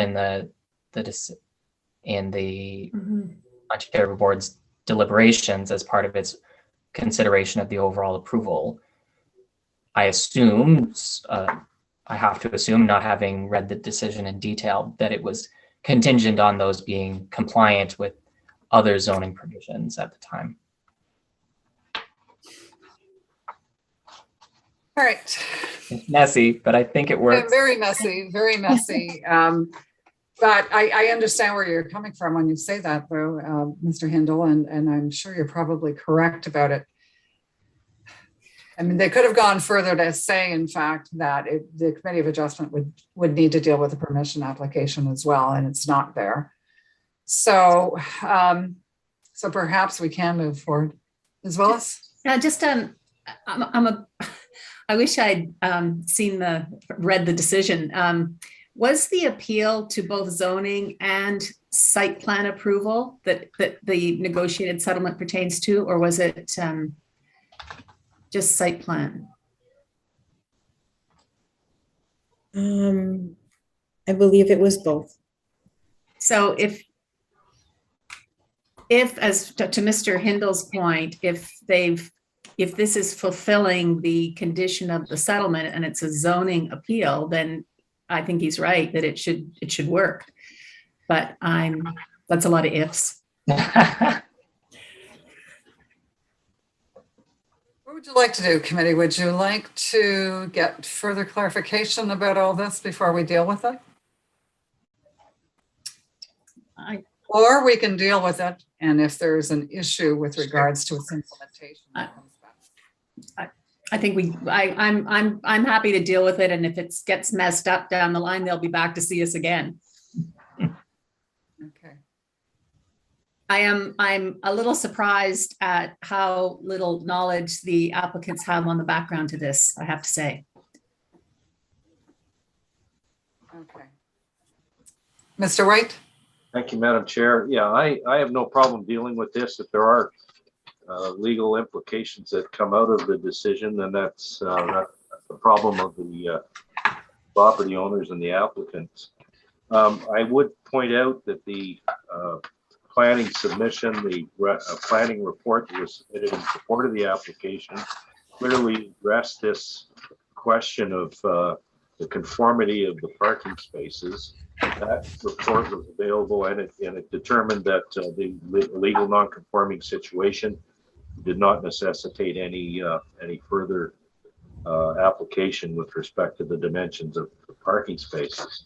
That information was available to everyone who reviewed the application, planning staff, and the report that was provided to us indicated no concern with respect to no comments with respect to that matter. So I mean, I'm prepared to support approval of the application as we got it today. And then, as I say, if there is an issue that surfaces later on, that will be for the property owners to deal with. All right, I'm in agreement, and probably only because of the way this is being teed up. If this was just coming out of the blue without an OMB and history behind it, I probably would want to hear more clarity before we move forward. But because it's on the basis of that, then I'm okay.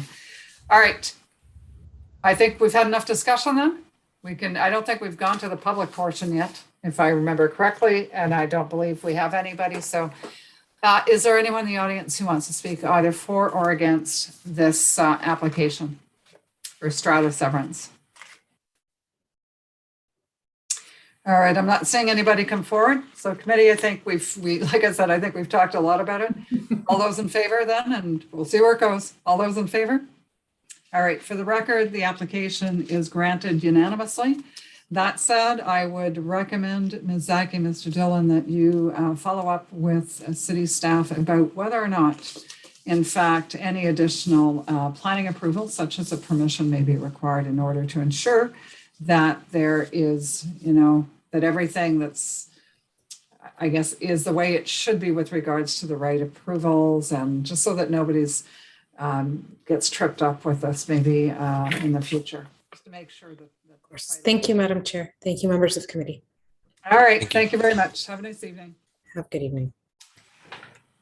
All right. Last but not least, we have 1558 Baseline Road. I'm looking for Mr. Hume.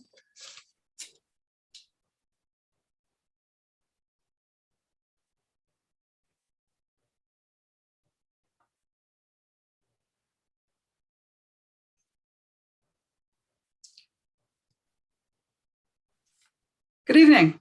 Good evening, Madam Chair. So, Mr. Hume, I am going to read the stat deck. And I'm assuming we're all good at this point. I've been All by right. that every second day, and it's been up the entire time. Well, good. Glad to hear that. Okay. Do you solemnly swear or affirm that the notice provided to you as part of the application process and by the committee was posted at the property to which the application applies, that it was there for the prescribed number of days prior to the hearing, and that it was clearly visible and legible for the entirety of that time? Do you either swear or affirm that to be true? I affirm that to be true, Madam Chair. Perfect. With that, I don't believe there's any changes to your notice that's required. We're also not asking for a presentation. So members of the panel, questions for Mr. Hume on this consent application? Mr. Handel. So I just want to confirm, so the lots that is being created, it would not be compliant with a single detached, for instance, but it's compliant with a use as a long semi, as I understand? That's correct. Okay. And that's the plan, is to develop it as such? At some point in the future, yes. Okay. Great. All right. Any additional questions? All right. In that case, we do have some speakers for this item. I believe we have Ms. Wilson and Ms. Pratt. I see Ms. Pratt, you're already on screen. Good evening. Will you be speaking? Did you want to speak? I'll go first, Your Honor. That's okay. All right. Okay, Your Honor. Chair. I was going to say, I've just been elevated to a whole other, I've been promoted. Good evening, Your Honor. The association is submitting comments for the hearing tonight. We have our normal comments about the new OP and how the new OP shouldn't be relied on yet, especially since it hasn't been sworn in or I don't know where I'm in court today. It hasn't been passed by the province yet. So we just like to remind people that they shouldn't be relying on that new OP. Wilson, can I just say one thing? I interrupt you because I know you say this all the time, but I need to say something here because the reality, the new OP has been adopted by our council or the city council. So so it is an expression of city council's will with regards to what they foresee as development. And that's why I think staff is always referring to it, is because they know they have to recognize that council has adopted sort of a new stance on the OP. But you're right. I mean, it's not in full force and effect yet. But I think that's what they keep referring it to. Anyway, I didn't mean to throw you off your track, but I just wanted to make sure that you understood why they were trying to. They feel responsible that they need to do that, or they feel that it's full information to be able to provide that overview in the planning report. That's all I wanted to make. The reason that we just keep saying that is because we were told by council that it wouldn't be used until it was fully in through the province. So that's why we keep referring to that. Anyway, the 4 tests. We're unsure whether the 4 tests are considered for such applications that are consent only, but we'll just go ahead. There are no plans to review that show the proposed development meets the general intent and purpose of the zoning bylaw and is in keeping with the dominant character of the street. We do maintain that this proposed development does not maintain the general intent and purpose of the zoning bylaw because this proposal does not represent proper and orderly development and is not compatible with the surrounding area. We feel it is important to bring a number of issues to the attention of the committee and the City of Ottawa planning staff, as we see no other opportunity to make comments on this. The trees. It is interesting to see a tree report which supports the retention of all 6 trees on this property. Yet we are unsure that trees may have to be removed for construction. We don't know what's going to happen. We don't know if the trees will be saved when it comes down to constructing that house or that long semi. Hopefully it will. We agree with the city that proper care was not used to protect the Colorado blue spruce due to construction of the original semis in 2018 and 19. Google Maps from September 2019 show a pile of dirt piled at the base of the tree. Baseline Road will continue to be a heat island if any more trees are allowed to be removed here. There is a concern that the corner site triangle requires that it be free of all plantings, but the planner notes that these 5 trees will be retained. What kind of guarantee do we have, and will this hold any future development on this property? So if there's future development, do we have a guarantee that those 5 trees are going to stay there? That's our question to planning. We have some pictures that we wanted to put up. So the third, okay, so this open area is being used as a parking place for the adjacent new build semis at 1560 and 1562 Baseline Road. You can see in the slides there that there's cars parked in the first 2 pictures. There's a lot of cars that are usually in there, but 6 cars at least. There are often 6 cars parked here side by side off of Pender Avenue. We had assumed that this was a good arrangement, as this provided the extra parking that this building obviously needs and keeps all of those additional vehicles from entering and exiting onto Baseline Road.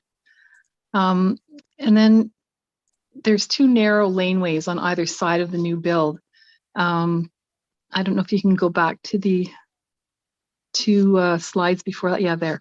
There are 2 narrow laneways on either side of the new build, which could accommodate maybe 2 cars in each. They look like they're a good size here, but if you go and look at that lot, they could take probably 2 smaller cars. And then the sidewalk is there, so you've got to be careful. But then they would have to jostle spots if one needed to leave. They're often empty, as we assume that it's much easier to park off of Pender Avenue than to try and maneuver in and out of the driveways on Baseline Road, particularly in the winter with high snowbanks that reduce visibility for backing out onto the busy arterial road, where cars and pedestrians cannot always be seen. Clearly, there is not enough parking for this building's residents and visitors without the use of the vacant area. It should not be allowed to be developed. Also, we're concerned that any additional proposed building might not have sufficient area for parking of its vehicles. You can go to the next slide again. No, the one before that, the one that you had before, the first one up.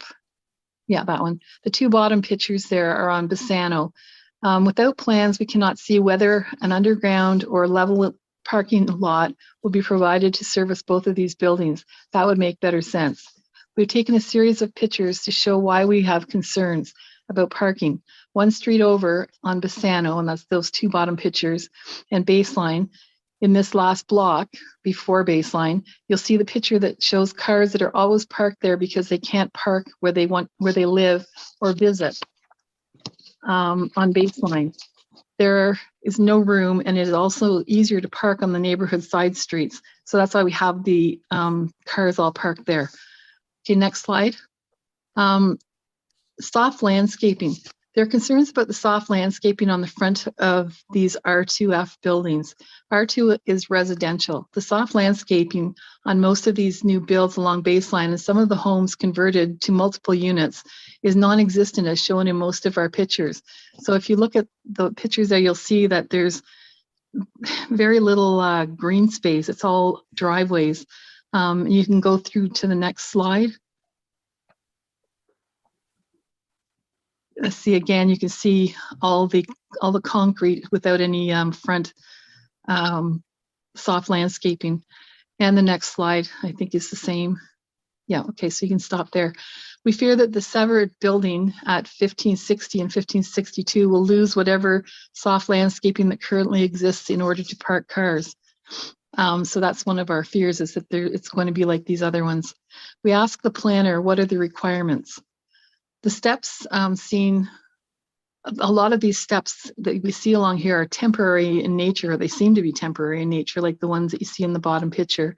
And then the other question we have, and I know we're not supposed to talk about garbage and things, but where do you put the garbage? Where will the garbage go? You'll see on the bottom slide there, the garbage that's all over the place. And this is what we as neighbors have to look at. There's nowhere for them to put that garbage because there's no space. If you look a block away at what we constantly see, because there's no plan for garbage in these units. So in the next slide, or is that the last slide? And then again, see, there's no specific garbage space. So they put their garbage out and the animals get into it. And that's what we look at week after week. Okay, I'm gonna let Jill take over now. Jill?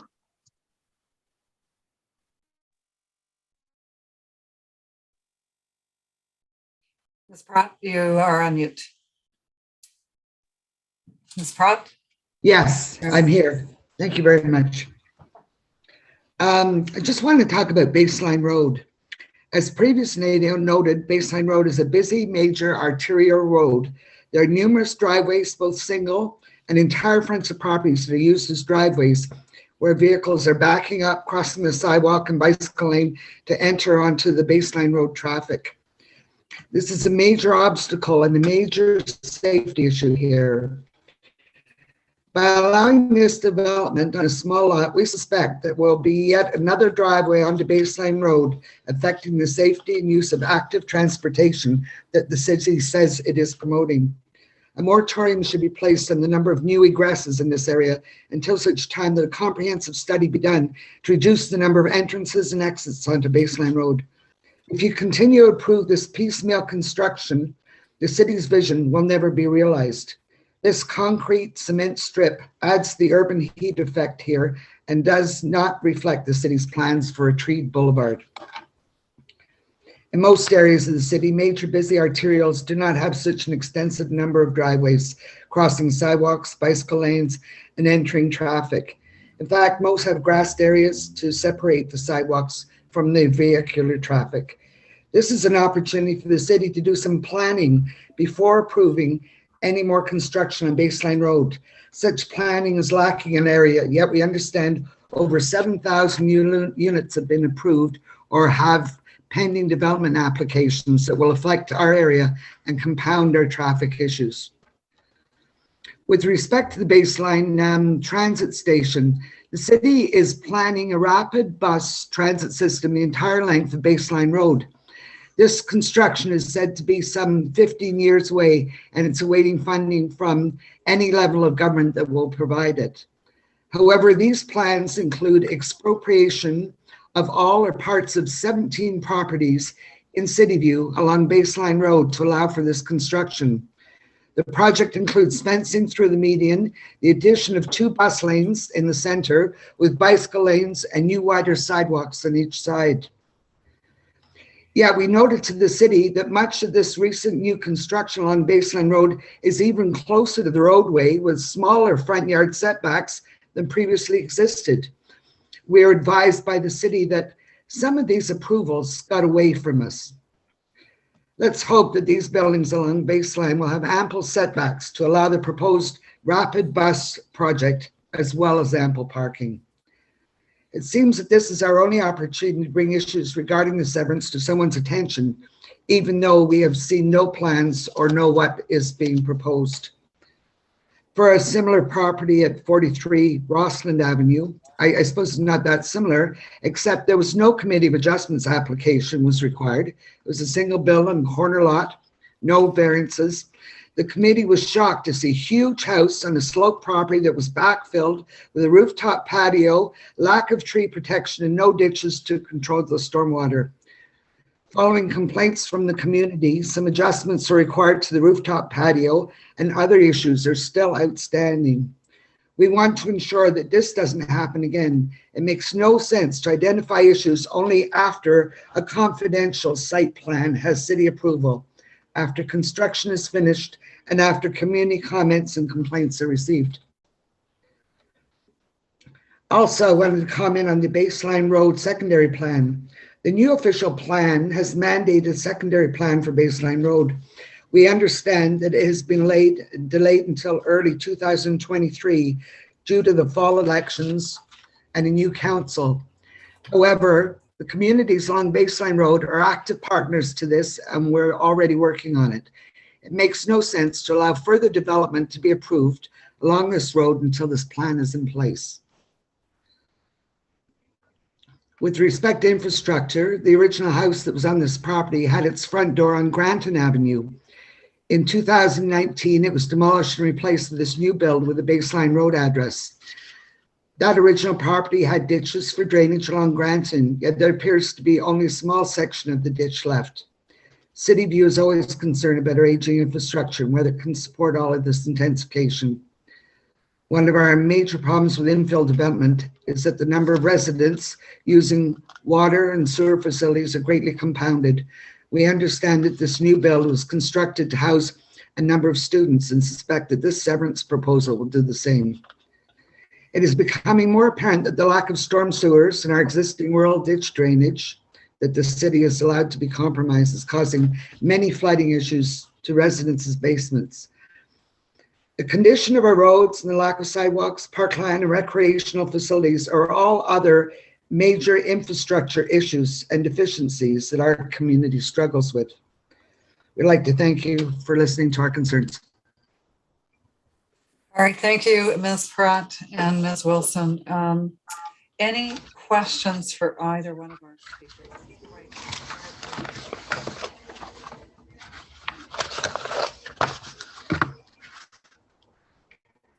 Mr. White? Sorry? Mr. White, go ahead, please. Thank you. Thank you, Madam Chair. Just a couple of questions. I think the Community Associations raised some excellent comments and observations here. I recognize that the current application is fully compliant with the existing zoning and is generally consistent with the policies of the official plan. However, I think some of the observations that the Community Association have made are things that concern me in dealing with these applications. And one of them is the discussion with respect to the official plan mandating the secondary plan for Baseline Road. I don't see any comment to that effect or any relevant comments to that effect within the planning report on the item. And I think it's maybe appropriate that we get some comment of that kind, in that we've heard this comment, I think, from the community on a number of applications in the area. And I'd kind of like to hear what the planning department has to say with respect to the progress on that secondary plan. I note that the Community Association in their submission indicates that they are already active partners in some work that I assume is going on somewhere with respect to that application. So I'd be interested in hearing a little more on where that is in terms of the department. Also,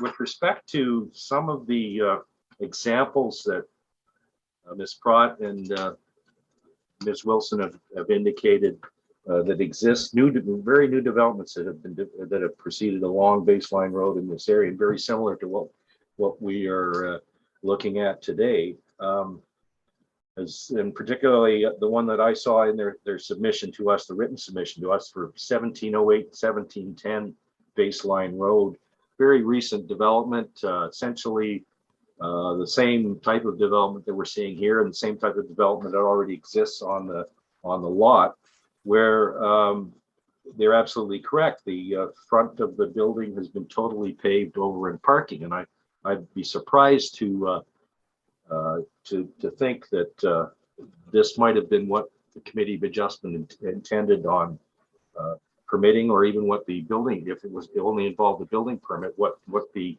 building permit would permit this kind of thing to occur.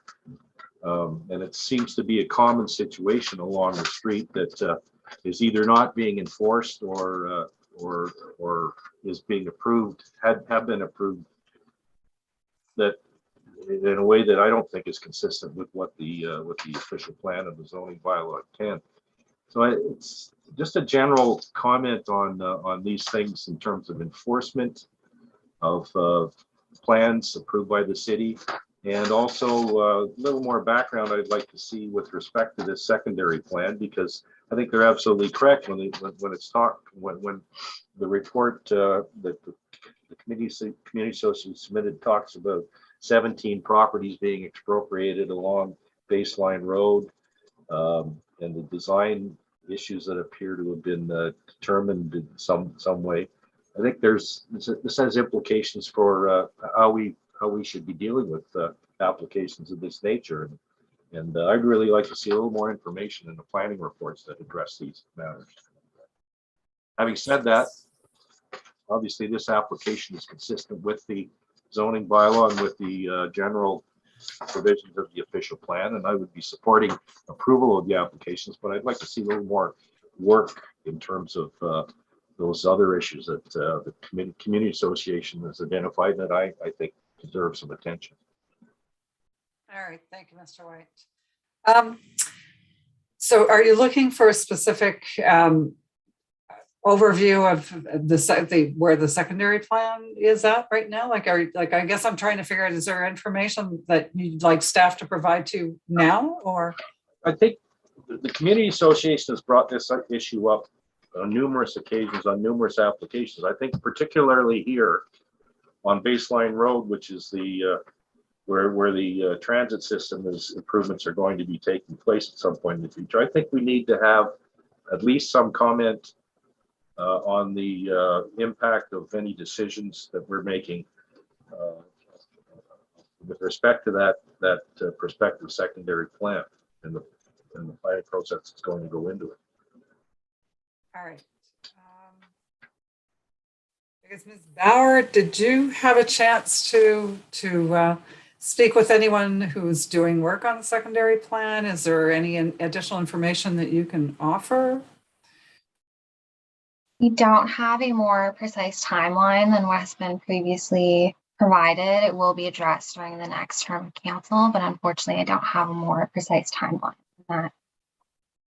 All right, so I guess the confusion I have here is, Mr. White, you were suggesting that we're already starting to hear things about the secondary plan. I mean, you talked about expropriation of 17 properties. So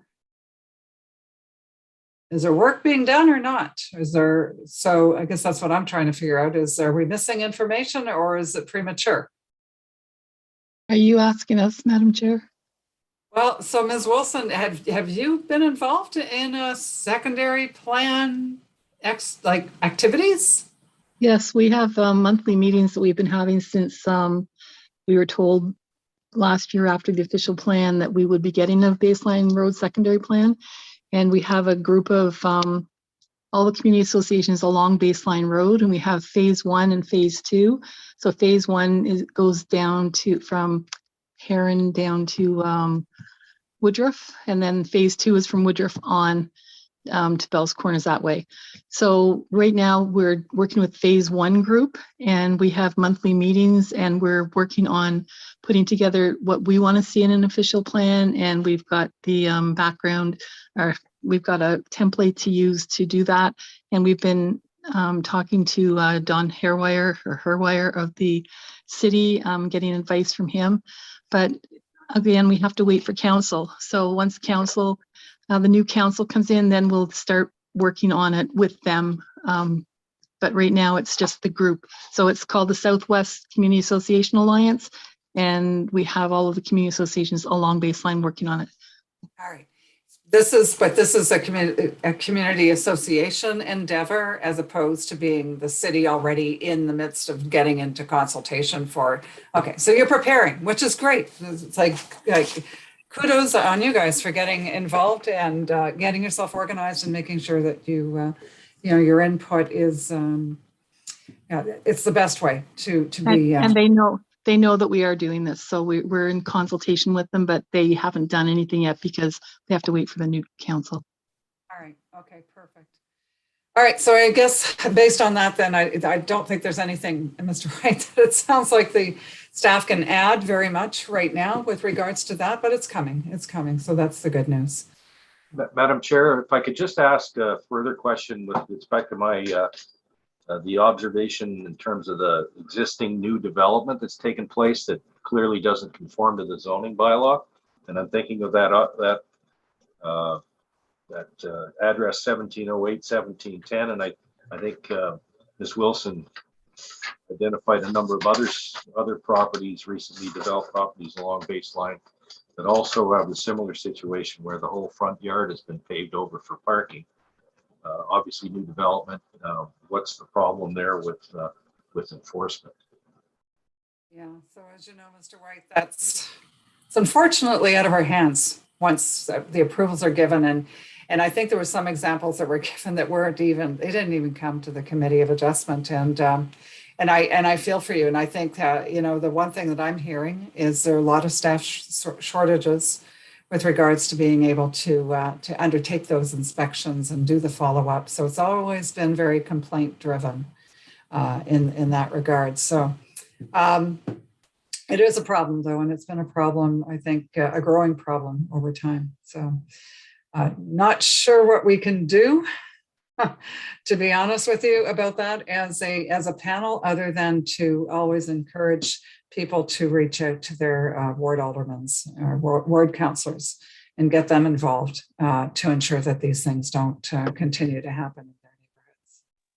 Thank you, All right, Madam Chair, for that. We'll make sure that we ask these questions about some enforcement and get the complaints in so that maybe they'll start looking at that area. Thank you. All right. Well, good luck then on that, because it certainly does need to be looked at. All right. So I don't think, so we had our speakers. I'm going to make a call out to see if there's anyone else in the audience who would like to speak to the committee either for or against this application. Now would be your chance. All right. I'm not seeing anybody else come forward. So committee, I think we're in a position to make a decision. Before we go there though, Mr. Hume, there's quite a number of conditions. You're aware of them, you've gone through them. So, Madam Chairman, the requirement for a right-of-way to accommodate the bus transit system, which was the subject of an EA done by Parsons. So the property requirements are fairly well defined, and Ms. Bauer has provided the city's requirements, which we will provide on our a revised reference plan to correctly identify the road widening requirement. And we're prepared to convey the corner sightline triangle with trees intact. So the trees will stay up, they will become city trees. We're prepared to do that. And we're prepared to enter into the agreement with the city on the, for the tree that's in the rear yard and to be protected in accordance with the tree plan that we submitted. So we're prepared to do that and to provide the requisite servicing requirements that the city has brought forward. All right. Okay. Thank you, Mr. Hume. I think that's a good portion of the list. That's for sure. Okay. Am I hearing though that you'll need to submit a revised plan as part of our approval then? Well, in order to meet the city's, we're not sure, because the city provided us with a condition. So originally, the city provided us with a template that was that we understood to be the requirements for the road widening. And you'll see on the reference plan that they're parts 5, 6, and 7 on your reference plan. So the new requiring for road widening is, I want to say, Madam Chair, 15.1 meters from the 15.4 meters from the center line of Baseline Road. So we have our surveyor going back to shoot the measure the center of Baseline Road to make sure that those part 5s, part 6s, and part 7s are appropriate. So All right. So what we would be severing is part 3 and 7, part 2 and 6, and well, not 2 and part 1 and 5, 1, 4 and 5 from 6, 7, 2 and 3, which are together.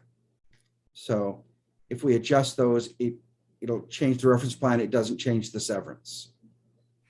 No, but I certainly would like to make sure that we have that revised survey plan that's accurately shows the parts that we're approving as part of this consent application.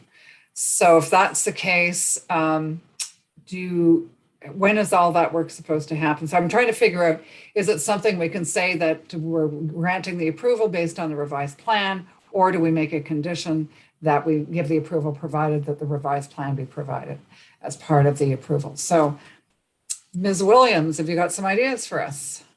Yes, Madam Chair, we do not require a revised plan.